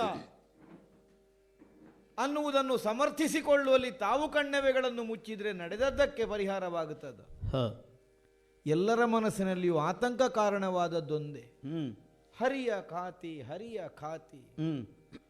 ಈ ಖಾತಿ ಹರಿಯುವುದಕ್ಕಿದ್ದದ್ದಲ್ಲ, ಶಾಶ್ವತವಾಗಿಯೇ ಉಳಿದು ಬಿಡುತ್ತದೆ. ಪ್ರಪಂಚವನ್ನೇ ದಹಿಸಿ ಬಿಡುವುದಕ್ಕೆ ಸಿದ್ಧನಾಗಿ ನಿಂತಿದ್ದಾನೆ. ತ್ರಿಭುವನವೇ ಕಂಪಿಸುವ ಹಾಗೆ ಕರದ ವಾಘೆಯನ್ನು ಕೆಳಕ್ಕೆ ಬೀಸುಟು ರಥದಿಂದ ಧುಮುಕಿ ಕರದಲ್ಲಿ ಚಕ್ರವನ್ನು ಧರಿಸಿ ನಿಂತಹ ಸುದರ್ಶನಧಾರಿಯನ್ನು ನೋಡಿದ ಕ್ಷಣವೇ ದಾರಿ ಕಾಣದೆ ಇವರೆಲ್ಲ ಕಣ್ಣುಗಳನ್ನು ಮುಚ್ಚಿಕೊಂಡಿದ್ದಾರೆ. ನಾನೇ ಕೋಪವರಿಸಿದ್ದು ನಮ್ಮ ದೇವರನ್ನು. ಈಗ ಸಮಾಧಾನ ಯಾರುಗೊಳಿಸಬೇಕು? ಆದ್ದರಿಂದಲೇ ಉಭಯ ಪಕ್ಷಗಳ ಹೊಣೆಯನ್ನು ಏಕಕಾಲಕ್ಕೆ ನನ್ನ ಮೈ ಮೇಲೆ ಆವಾಹಿಸಿಕೊಂಡು ನಾನೇ ರಥದಿಂದ ಇಳಿದೆ. ಮುಂದಕ್ಕೆ ನಡೆದು ಬಂದು ದುರಿತವನ ದಾವಾಗ್ನಿಯಾದ ಲಕ್ಷ್ಮೀವರನಾದ ಮುಕುಂದನಾದ ಅಚ್ಯುತನಾದಂತಹ ಇವನ ಪಾದಗಳಿಗೆ ಸಾಷ್ಟಾಂಗ ಪ್ರಣಾಮವನ್ನು ಸಲ್ಲಿಸಿದೆ. ಮಗುಳೆದ್ದು ಯಾಕೆ ನನ್ನನ್ನು ನಾನು ಸಂಭಾಳಿಸಿಕೊಳ್ಳುವುದಕ್ಕೆ ನಾನೇ ಸಾಕು ಅನ್ನುವಂತಹ ನಿರ್ಣಯದಿಂದ ಭಗವಂತನ ಅಸ್ತಿತ್ವವನ್ನು ಒಪ್ಪಿಕೊಂಡವ. ಪಾಂಡವರ ಹಾಗಲ್ಲ. ಪಾಂಡವರಿಗಾದ್ರೆ ಇವ ಬೇಕು ಎತ್ತಲಿಕ್ಕೆ, ನಾವು ನಮ್ಮನ್ನು ನಾವೇ ಎತ್ತಿಕೊಳ್ತೇವೆ ಅಂತ ಹೊರಟವರು. ಆದ್ದರಿಂದ ಇವ ಎತ್ತುವಲ್ಲಿವರೆಗೆ ಕಾಯಲಿಲ್ಲ, ನಾವೇ ಎದ್ದು ಅವನ ಮೃದುಕರವನ್ನು ನಾನೇ ಹಿಡಿದು ಅವನನ್ನು ಸಮಾಧಾನಗೊಳಿಸಬೇಕು ಅನ್ನುವಂತಹ ನಿರ್ಣಯದಿಂದ ಮುಂದಾದೆ. ಯಾಕೆ ನನಗೆ ಆತಂಕ ಆಗಲಿಲ್ಲ, ಇವನನ್ನು ನೋಡುವಾಗ ಭಯ ಮೂಡಲಿಲ್ಲ. ಯಾಕೆಂದ್ರೆ ನನ್ನ ಮನದ ದೇವರು. ಆದ್ದರಿಂದಲೇ ಅವ ಯಾವ ಸ್ವರೂಪದಿಂದಲೇ ಪ್ರಕಟನಾಗಲಿ ಭೀತರಾಗಬೇಕಾದಂತಹ ಅವಶ್ಯಕತೆ ಇಲ್ಲ. ನಾನು ಅವನ ಮುಖವನ್ನೇ ನೋಡಲಿಲ್ಲ, ಕೇವಲ ಪಾದವನ್ನು ಮಾತ್ರ ಯಾಕೆ ಗಮನಿಸಿದೆ. ಅದು ಭಕ್ತರಿಗೆ ಸದಾಕಾಲ ಆಶ್ರಯದ ತಾಣವಾಗಿ ಗುರುತಿಸಲ್ಪಟ್ಟದು. ಅಲ್ಲಿ ಕೇಡಿಲ್ಲ. ದುರುಳನಾದಂತಹ ಹಿರಣ್ಯಕಶ್ಯಪವನ್ನು ಸಂಹರಿಸುವುದಕ್ಕಾಗಿ ನೃಸಿಂಹಾವತಾರದಿಂದ ಕಾಣಿಸಿಕೊಂಡ ಕಾಲಕ್ಕೆ ದುರುಳನ ವಧೆಯಾದ ಮೇಲೆ ದೇವತೆಗಳೆಲ್ಲ ಸಂಪ್ರಾರ್ಥಿಸಿದರಂತೆ. ನಡು ಹೊಸ್ತಿಲಲ್ಲಿ ಕೂತು ಮುಸ್ಸಂಜೆಯ ಹೊತ್ತಿನಲ್ಲಿ ಅವನ ಕರಳನ್ನು ಬಗೆದು ಕೊರಳಿಗೆ ಮಾಲೆಯನ್ನು ಧರಿಸಿ ತನ್ನ ಉಗ್ರವನ್ನು ಕಡಿಮೆ ಮಾಡಿಕೊಳ್ಳದಿದ್ದಂತಹ ಕಾಲದಲ್ಲಿ ದೇವತೆಗಳಿಗೆಲ್ಲ ಅಂಜಿಕೆ ಆಯಿತು. ಏನು ಮಾಡೋಣ, ಹತ್ತಿರ ಬರಲಿಕ್ಕೆ ಧೈರ್ಯ ಸಾಕಾಗಲಿಲ್ಲ. ಲಕ್ಷ್ಮಿಯನ್ನೇ ಕರೆತಂದರಂತೆ. ಹೇಗಾದರೂ ನಿನ್ನ ಪತಿದೇವನನ್ನು ಸಮಾಧಾನ ಪಡಿಸು. ಆ ಕಾಲಕ್ಕೆ ಅವಳು ಮುಂದಾಗಲಿಲ್ಲ. ಒಂದೇ ಮಾತು, ನನ್ನ ಪತಿ ಅಲ್ಲ. ಯಾಕೆಂದ್ರೆ ಪತಿ ಯಾವುದು ಅಂತಾದ್ರೆ ಹೊಸ್ತಿಲಲ್ಲಿ ಕೂತುಕೊಳ್ಳಿಕ್ಕಿಲ್ಲ. ಹೊಸ್ತಿಲಲ್ಲಿ ಕೂತುಕೊಂಡ ಅವನನ್ನು ಲಕ್ಷ್ಮೀಪತಿಯನ್ನು ಹಾಗೆ ಒಪ್ಪಿಕೊಳ್ಳುವುದಕ್ಕೆ ನನಗೆ ಧೈರ್ಯ ಸಾಕಾಗುವುದಿಲ್ಲ, ನನ್ನಿಂದ ಆಗಲಿಕ್ಕಿಲ್ಲ. ಆಗ ಎಲ್ಲರೂ ಬಾಲಕನಾದಂತಹ ಪ್ರಹ್ಲಾದನನ್ನೇ ಮೊರೆ ಹೊಕ್ಕರಂತೆ. ಹೇಗಾದರೂ ಅವನ ಉಗ್ರವನ್ನು ಕಡಿಮೆ ಮಾಡು. ಅವ ಹೇಳಿದಂತೆ, ಎಲ್ಲಿ ಉಗ್ರ, ಎಲ್ಲಿ ನನಗೆ ಕಾಣಿಸುವುದೇ ಇಲ್ಲಲ್ಲ. ಎಷ್ಟು ಸುಕೋಮಲವಾದ ಪಾದಗಳನ್ನು ಅವ ಹೊಂದಿದ್ದಾನೆ. ಭಕ್ತ ಜನಕ್ಕೆ ಆಶ್ರಯವನ್ನು ಕಲ್ಪಿಸಬಹುದಾದ, ಆಸರೆಯನ್ನು ನೀಡಬಹುದಾದಂತಹ ತಾಣ ಅದು. ಆ ಮಾತಿನ ಧ್ವನಿಯೇನು? ನಾವು ಭಗವಂತನ ಮುಖ ಹೇಗೆ, ಭಗವಂತನ ಕೈಯಲ್ಲಿ ಏನು, ಅದನ್ನೆಲ್ಲ ಕಾಣಬೇಕಾದದ್ದು. ಮುಖ ಕೈ ನೋಡಿ ವ್ಯವಹರಿಸುವುದು ಬಾಕಿದ್ದವರು ಲೋಕದಲ್ಲಿ, ಭಗವಂತ ಅಲ್ಲ. ಭಗವಂತನಲ್ಲಿ ನಾವು ಕಾಣಬೇಕಾದದ್ದು ಭಕ್ತ ಜನಕ್ಕೆ ಆಶ್ರಯ ತಾಣವಾಗಿ ಅವನ ಪಾದ ಮೂಲವನ್ನು. ಆದದ್ದರಿಂದ ಮೊದಲಿಗೆ ಅವನ ಕಾಲಿಗೆ ಬಿದ್ದೆ, ನಮಸ್ಕರಿಸಿದೆ. ಶ್ರೀ ಮನೋಹರ ಸ್ವಾಮಿ, ಪರಾಕು ಲಾಲಿಸಬೇಕು, ಲಾಲಿಸಬೇಕು. ಲೋಕ ಸಂಹಾರಕವಾದಂತಹ ಶಕ್ತಿಯಂತೆ ಪ್ರಕಟನಾಗಿ ಆವೇಶದಿಂದ ಕಂಪಿಸುವುದಕ್ಕೆ ತೊಡಗಿದ್ದಿ. ನನ್ನ ಕೊರಳರಿಯುವುದಕ್ಕಾಗಿ ಕೈಯಲ್ಲಿ ಚಕ್ರವನ್ನು ಧರಿಸಿ ನೀನು ನಿಂತಿದ್ದಿ ಆವೇಶಪೂರ್ಣನಾಗಿ. ಅದಲ್ಲ ಸ್ವಾಮಿ, ಭಗವಂತನನ್ನು ಲೋಕದಲ್ಲಿ ಉಗ್ರ ರೂಪಿಯಾಗಿ ಎಲ್ಲ ಭಜಕ ಜನ ಗುರುತಿಸುವುದು, ಪ್ರೇಮಮಯಿಯಾಗಿ. ಕಾಮನೆಗಳಿಲ್ಲದೆ ಇದ್ದವ ಭಗವಂತ, ಆದರೆ ಪ್ರೇಮ ಇಲ್ಲದೆ ಇದ್ದವಲ್ಲಲ್ಲ. ಆದ್ದರಿಂದಲೇ ಪ್ರೇಮಮಯಿಯಾಗಿ ನಿನ್ನ ಭಜಕನ ಮಾತುಗಳನ್ನು ಆಲಿಸುವುದಕ್ಕೆ ನೀನು ಮುಂದಾಗಬೇಕು. ಸ್ವಾಮಿ, ಚಕ್ರ ಧರಿಸಿದ್ಯಲ್ವೋ? ಎನ್ನಯ ಕಂಠವಾ ಅರಿಯಲು ಚಕ್ರವಾ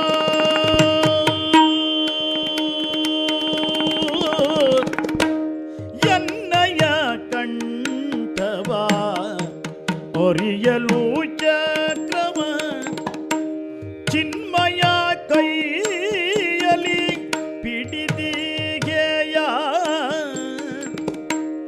ಎನ್ನಯ ಕಂಠವ ಅರಿಯಲು ಚಕ್ರವ ಚಿನ್ಮಯ ಕೈಯಲಿ ಪಿಡಿದಿಗೆಯ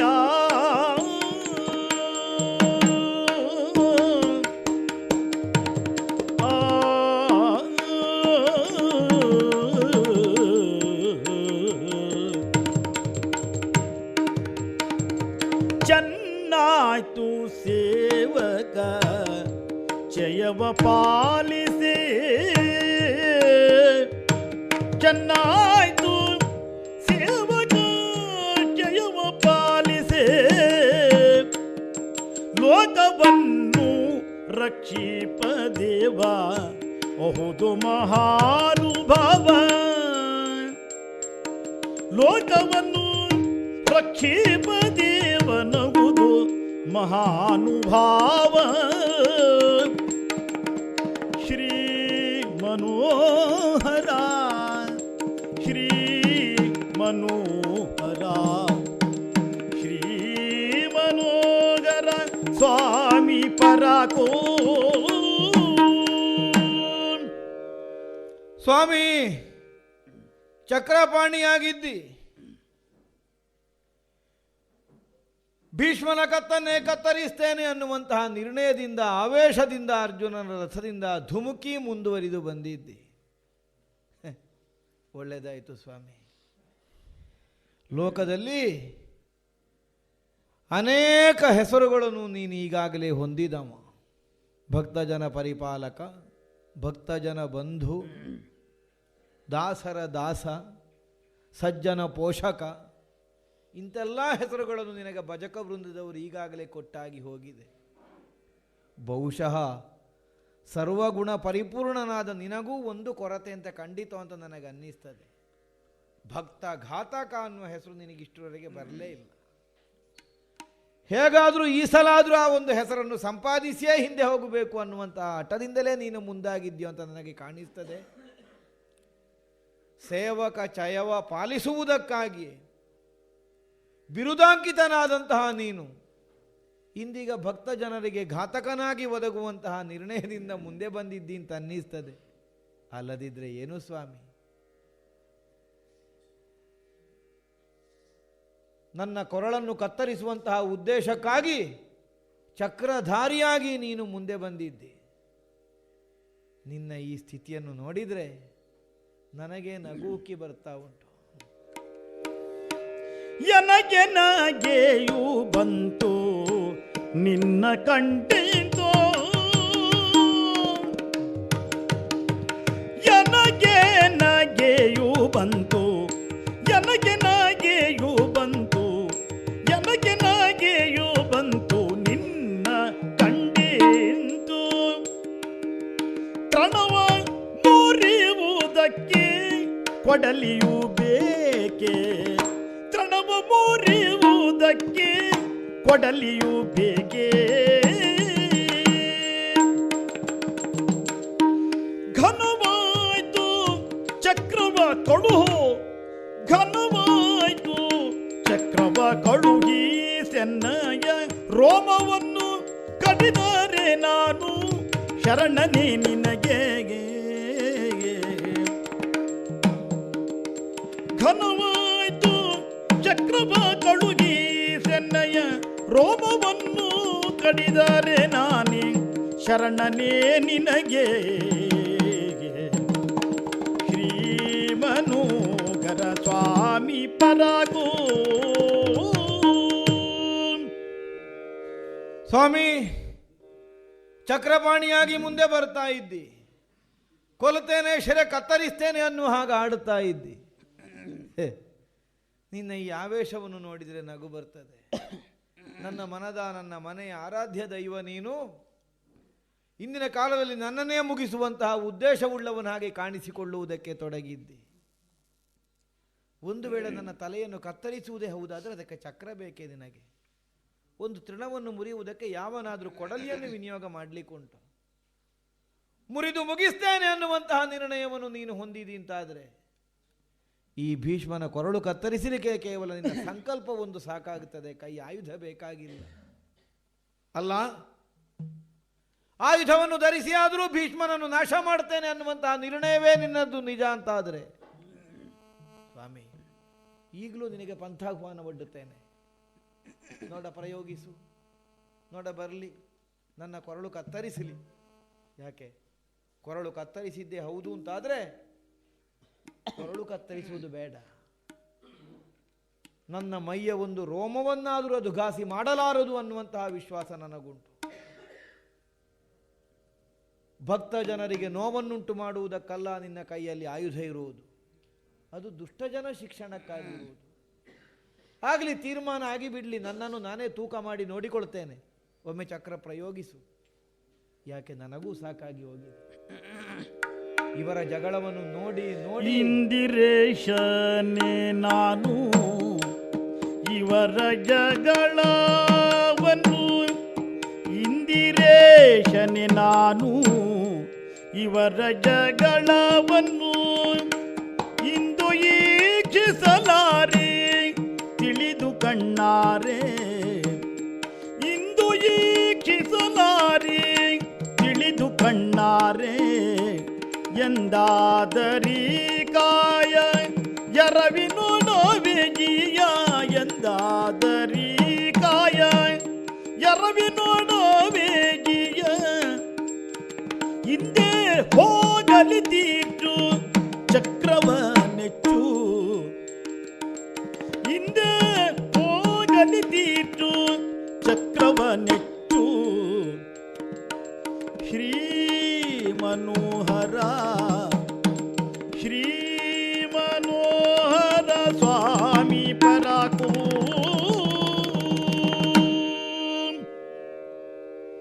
ಸ್ವಾಮಿ ಪ್ರಯೋಗಿಸು ಸ್ವಾಮಿ, ಯಾಕೆ ತಡೆ ಹಿಡಿಯಿತಿ? ಬಹುಶಃ ನೀನು ಹಿಡಿದುಕೊಳ್ಳದೇ ಇದ್ರೆ ಆಗಲೇ ನನ್ನ ಕೊರಳಿಗೆ ಬರ್ತಿತ್ತೋ ಏನೋ, ಅದನ್ನು ಮತ್ತೂ ಗಟ್ಟಿಯಾಗಿ ಹಿಡ್ಕೊಂಡಿದ್ದೆ ಯಾಕೆ? ಎಲ್ಲಿಂದ ಈ ತೆರನಾದಂತಹ ಆಘಾತ ಬರ್ತದೆ ಅನ್ನುವುದನ್ನೇ ಪ್ರತೀಕ್ಷಿಸುತ್ತಾ ಇರುವವ ನಾನು. ಯಾಕೆ? ಪ್ರತಿಯೊಂದಕ್ಕೂ ಹೊಣೆ ನಾನು. ಹಾಗೆನ್ನು ನನಗಿಲ್ಲಿ ಎಷ್ಟು ಹೊಣೆ ಕೇಳಿದರೆ ಕಾರ್ಯತಃ ಯಾವುದೂ ಇಲ್ಲ. ಈ ಒಂದು ಅನಿವಾರ್ಯತೆಯ ಸಂಬಂಧದಿಂದ ಕಟ್ಟುವಡೆಯಲ್ಪಟ್ಟು ಜೀವನವನ್ನು ನಡೆಸ್ತಾ ಇದ್ದೇನೆ. ಪ್ರಭು, ನನ್ನ ಅಂತರಂಗವನ್ನು ಯಾರಲ್ಲಿ ಹೇಳಿಕೊಳ್ಳಿ, ಯಾರಲ್ಲಿ ಹೇಳಿಕೊಳ್ಳಿ? ಬಂದದ್ದೆಲ್ಲವನ್ನು ನಿರ್ದ್ವಂದ್ವತೆಯಿಂದ ಸ್ವೀಕರಿಸುವುದಕ್ಕೆ ಇಂದಿರೇಶನೇ ನಾನು. ನಿನಗಾದೀತು.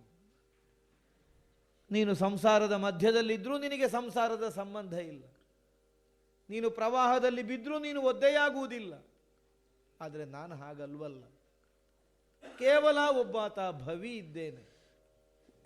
ಆದ್ದರಿಂದಲೇ ಸಂಸಾರ ಸಹಜವಾದಂತಹ ಸಂಬಂಧಗಳೋ, ಕೊರತೆಗಳೋ, ಅನುಭವಗಳೋ, ಸಂವೇದನೆಗಳು ಎಲ್ಲವನ್ನೂ ಒಳಗೊಳ್ಳಬೇಕಾದಂತಹ ಅನಿವಾರ್ಯತೆಯಿಂದ ನನಗೆ ಆಚೆಗೆ ಬರಲಿಕ್ಕಾಗುವುದಿಲ್ಲ. ನನ್ನ ಸಂದಿಗ್ಧ ನಿನಗಲ್ಲದೆ ಇನ್ನಾರಿಗೆ ಅರ್ಥವಾದೀತು. ಒಮ್ಮೆ ಮುಗಿಸು ಸ್ವಾಮಿ. ಯಾಕಂದ್ರೆ ಯಾವ ಪಕ್ಷ ಗೆದ್ರೂ ನನಗಿದರಲ್ಲಿ ನೆಮ್ಮದಿ ಇಲ್ಲ. ಯಾಕೆ ಸುಯೋಧನನ ಪಕ್ಷವನ್ನು ಬೆಂಬಲಿಸಿಕೊಂಡು ಬಂದೆ? ಪ್ರಶ್ನೆ ಕೇಳಲಿಕ್ಕೆ ಸುಲಭ. ಯಾಕೆ ಪಾಂಡವರ ಬಳಿಗೆ ಬರಲಿಲ್ಲ? ಪ್ರಶ್ನೆ ಮೂಡೀತು, ಸಹಜ. ಆದರೆ ಯಾವ ಪಕ್ಷದಲ್ಲಿದ್ದು ಏನು ಮಾಡಲಿಕ್ಕುಂಟು ಹೇಳು? ಒಟ್ಟು ಬೇಗ ಮುಗಿಯುವ ಪಕ್ಷ ಯಾವುದು ಅಂತ ನೋಡಿ ಆ ಪಕ್ಷ ವಹಿಸಿಕೊಳ್ಳುವ ಸ್ಥಿತಿಗೆ ಬಂದಿದೆ ನನ್ನ ಮನಸ್ಸು. ಯಾಕೆ?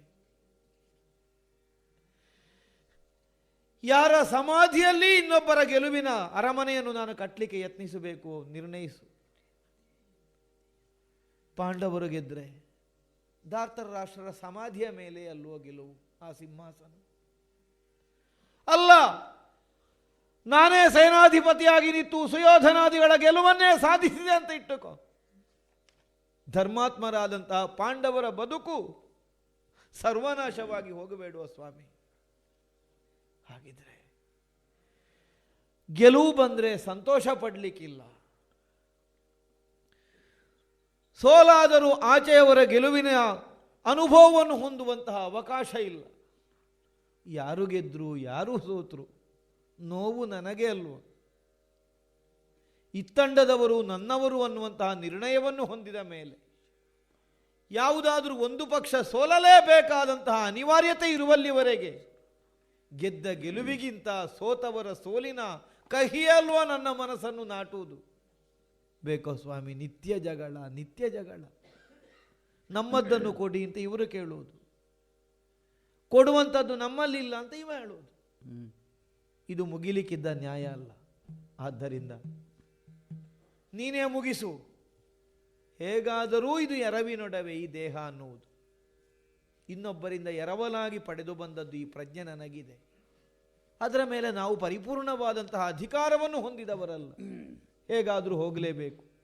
ಹೋಗಲಿ ಸ್ವಾಮಿ, ನನಗಾದರೂ ಒಂದು ಸಾವಿನಲ್ಲಾದರೂ ಧನ್ಯತೆ ಬರ್ತದೆ. ಯಾರೋ ಹೇಳಿದರು ತಿಳಿದವರು, ಶರಣರ ಗುಣವನ್ನು ಮರಣದಲ್ಲಿ ಕಾಣು ಅಂತ.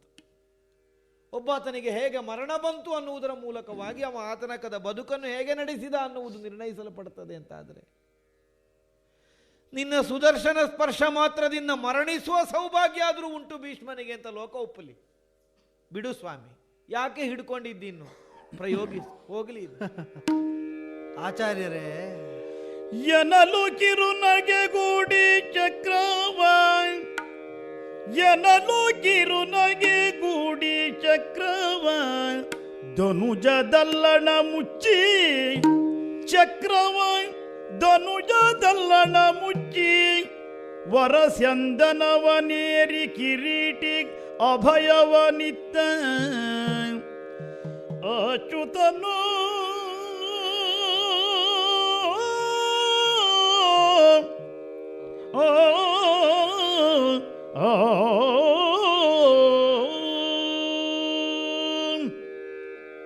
ಕಿರುನಗೆಯ ಕೇವಣಿಕೆಯಿಂದಲೇ ನಾನು ಆ ಚಕ್ರವನ್ನು ಮುಚ್ಚಿದ್ದು. ಭಯಗ್ರಸ್ತನಾದ ಪಾರ್ಥನಿಗೆ ಅಭಯವನ್ನು ಒಲಿದದ್ದು.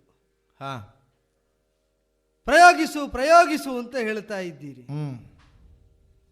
ಏನನ್ನು ಹೇಳ್ತೀರಿ ಅಂತಲ್ಲ, ಈ ಕಾಲದಲ್ಲಿ ನಿಮ್ಮ ಅಂತರ್ಗತವಾದ ಭಾವ ಯಾವುದೆಂಬುದು ನನಗೆ ಮುಖ್ಯ. ಲೋಕ ಬಯಸುವ ಭೀಷ್ಮ ಕೌರವ ಸೇನಾಧಿಪತ್ಯವನ್ನು ವಹಿಸಿದ ಭೀಷ್ಮ ಅಲ್ಲ. ಈ ಭೀಷ್ಮ ಭಾಗವತ ಶಿಖಾಮಣಿಯಾದ ಭೀಷ್ಮ. ಅದು ಬರಬೇಕಾದ್ದು. ಭೇದ ನಿಮ್ಮಲ್ಲುಂಟು ಅಂತಿಂದಾಗ ಮಾತಿನಿಂದ ನಿರಾಕರಿಸ್ತಾ ಕೃತಿಯಿಂದ ತೋರಿಸ್ತಾ ಇದ್ರಿ. ಎರಡೂ ಬಲ ಬೆರಗಾಗುವ ಸನ್ನಿವೇಶ ಬಂತು. ಹೋಯ್ತಲ್ಲ ಭೇದ ನಿಮ್ಮಲ್ಲಿದ್ದದ್ದು. ಎರಡೂ ಬಲದ ಹೊಣೆಗಾರಿಕೆಯನ್ನು ಏಕಾಂಗಿಯಾಗಿ ಹಿಡ್ಕೊಂಡ್ರಿ. ಆ ರಥದಿಂದ ಇಳಿದೆ ನಾನು. ಅದು ಭೀಷ್ಮತ್ವ ಇರಬೇಕಾದ್ದು. ಹಾಗೆ ಇಬ್ಬರಿಗೂ ಸಮಾಶ್ರಯವನ್ನು ಕಲ್ಪಿಸ್ತಾ ಇರಬೇಕಾದದ್ದು, ಪಕ್ಷಪಾತವನ್ನು ತೋರುತ್ತಾ ಅಲ್ಲ. ಸುಯೋಧನನ ಮನೋರಥದಿಂದಲೂ ಆ ರಥದಿಂದಲೂ ಇಳಿದ ನೀವು ಇರುವರ ಮನೋರಥವನ್ನು ಹೊಕ್ಕಿರಿ. ಹಾಗೇ ಅದನ್ನು ಸ್ವೀಕರಿಸಿ ಅವರಿಗೆ ಆಶ್ರಯವನ್ನು ಒದಗಿಸ್ತಾ ಅವರ ಪರವಾಗಿ ಪ್ರಾರ್ಥನೆಯನ್ನು ಮಾಡುವುದಕ್ಕೆ ತೊಡಗಿದಿರಿ. ನಿಮಗೆ ಸಾಕಾಗಿದೆ ಅಂತ ಅನ್ನಿಸುವುದಕ್ಕೆ ತೊಡಗಿದಿರೋದಕ್ಕೆ ನಾನು ಬೇರೇನೂ ಹೇಳುವುದಿಲ್ಲ. ಆದರೆ ಅದಕ್ಕಾಗಿ ಇದನ್ನು ಪ್ರಯೋಗಿಸಿಕೊಳ್ಳುವುದು ನನಗೆ ಬೇಕಾಗಿಲ್ಲ. ಆದ್ದರಿಂದಲೇ ಇದು ನಿಮಗೆ ಪ್ರಯೋಗಿಸುವುದಕ್ಕಿರುವುದಲ್ಲ, ನಿಮಗೆ ತೋರಿಸುವುದಕ್ಕಿರುವುದು ಎಂಬ ಕಾರಣದಿಂದ ಮಾತ್ರ ಧರಿಸಿದ್ದನ್ನು. ಕಾರಣ ಏನೆಂಬುದು ನಿಮಗೆ ಸ್ಪಷ್ಟವೇ ಇದೆ. ಅರ್ಥವಾಯಿತು ಸ್ವಾಮಿ. ಪಂಕಜಾಕ್ಷ ಭೇದ ಬೇಕು ಅಂತ ಕೇಳಿದ್ದೆ. ಆಗ ಎಲ್ಲಿ ಭೇದ ಅಂತ ನೀವು ಪ್ರಶ್ನಿಸಿದ್ರಿ. ಭೇದ ಇಲ್ಲ ಅಂತ ಈಗ ತೋರಿಸಲಿಕ್ಕೆ ಹೊರಟೆ. ಹೇಗೆ ಅರ್ಜುನನಿಂದ ಶರಣನೋ ಅವನನ್ನು ಹೇಗೆ ಪರಿಪಾಲಿಸುವಲ್ಲಿ ನೀನು ಮುಂದಾಗಿದ್ದೀಯೋ, ನಿನ್ನ ಶರಣನಾದಂತಹ ಭೀಷ್ಮನ ಮಾತನ್ನು ಸತ್ಯವಾಗಿಸುವುದಕ್ಕೆ ನೀನು ಚಕ್ರಪಾಣಿಯಾಗಿ ರಣಭೂಮಿಯಲ್ಲಿ ಕಾಣಿಸಿಕೊಂಡಿದ್ದೆ. ಹುಚ್ಚು ಬುದ್ಧಿಯಿಂದ ಹುಡುಗ ಸುಯೋಧನನ ಬಾಯಿ ಮುಚ್ಚಿಸಲಿಕ್ಕೆ ಬೇಕಾಗಿ ಹೇಳಿದ್ದು ಮಕ್ಕಳಾಟಿಕೆ. ಯಾವನು ಚಕ್ರ ಹಿಡಿಯುವುದಿಲ್ಲ ಅಂತ ಹೇಳಿದನು, ಅಂತಹ ಚಕ್ರಿಯ ಕೈಯಲ್ಲಿ ಚಕ್ರವನ್ನು ಹಿಡಿಯುವ ಹಾಗೆ ಮಾಡುತ್ತೇನೆ. ಆಚಾರ್ಯರೇ, ಪ್ರತಿಜ್ಞೆಯಿಂದ ಆವೇಶದಿಂದ ಭಗವಂತನ ಮುನಿಸನ್ನು ಸಂಪಾದಿಸಬಹುದು, ಶರಣಾಗತಿಯಿಂದ ಭಗವಂತನ ಪ್ರಸಾದವನ್ನು ಸಂಪಾದಿಸಬಹುದು. ಹೌದು. ಪ್ರತಿಜ್ಞೆ ಆವಿಷ್ಟರಾಗಿ ಮಾಡಿದಿರಿ ನೀವು. ಕ್ರುದ್ಧನಾದೆ, ಚಕ್ರಧಾರಿಯೂ ಆದೆ. ಆದರೆ ನಿಜವಾಗಿ ಪ್ರಸನ್ನನಾದದ್ದು ಪೂರ್ಣ ಪ್ರಪತ್ತಿ ಬಂದಾಗ. ಇಷ್ಟು ನಿಮಗೆ ಅರ್ಥ ಆದ ಮೇಲೆ ಮುಂದೆ ನೀವೇನು ಮಾಡಿದ್ರು ಭಾಗವತರು ನೀವು ಹೌದಾದ್ದರಿಂದ, ಭಗವಂತ ನಾನಾದ್ದರಿಂದ ನನಗೆ ಸ್ವೀಕಾರ್ಯ, ಆಯ್ಕೆ ನಿಮಗೆ ಬಿಟ್ಟಿದೆ. ಒಳ್ಳೆಯದು ಸ್ವಾಮಿ. 9 ದಿನಗಳು ಸಂದು ಹೋದು. 9 ದಿನಗಳ ಹೋರಾಟವನ್ನು ನಾವು ಈ ಯುದ್ಧ ಭೂಮಿಯಲ್ಲಿ ಮಾಡಿದ್ದೇವೆ. ಕೌರವ ಸೇನಾಧಿಪತಿಯಾಗಿ ನಾನು ನಿರ್ವಹಿಸಿದ್ದೇನೆ. ನಾಳೆಯದು ಹೊಸ ದಿನವಾಗಲಿ, ಅದಕ್ಕೆ ಏನು ಬೇಕೋ ಹಾಗೆ ಮಾಡು. ಆಗಲಿ.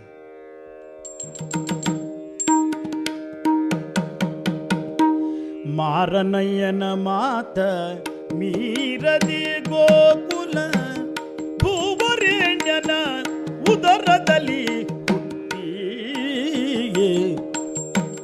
ವೀರಕಂಸಗೆ ತನ್ನ ಘೋರ ರೂಪವ ತೋರಿ ಹಾರಿದೆ ಗಗನಕ್ಕೆ ಸಾರಿದೆ ಧರೆಗೆ ಅಷ್ಟಭುಜಗಳಿಂದ ದುಷ್ಟ ಶುಂಭನ ಕೊಂದ ಲೋಕವ ಪಾಲಿಪ ಮಾತೆಗೆ ಜಯ ಮಂಗಲವು ನಿತ್ಯ ಶುಭ ಮಂಗಲವು. ಆದಿದೇವ ಸಕಲಾಗಮ ಪೂಜಿತ ಯಾದವ ಕುಲಮೋಹನ ರೂಪ ವೇದೋದ್ಧಾರಕ ತಿರುಪತಿ ವೆಂಕಟ ವೇಣುನಾಥ ಪ್ರಿಯ ನಮೋ ನಮೋ ನಾರಾಯಣ ತೇ ನಮೋ ನಮೋ ಭವನಾರ್ಧ ಸನ್ನುತ ನಮೋ ನಮೋ.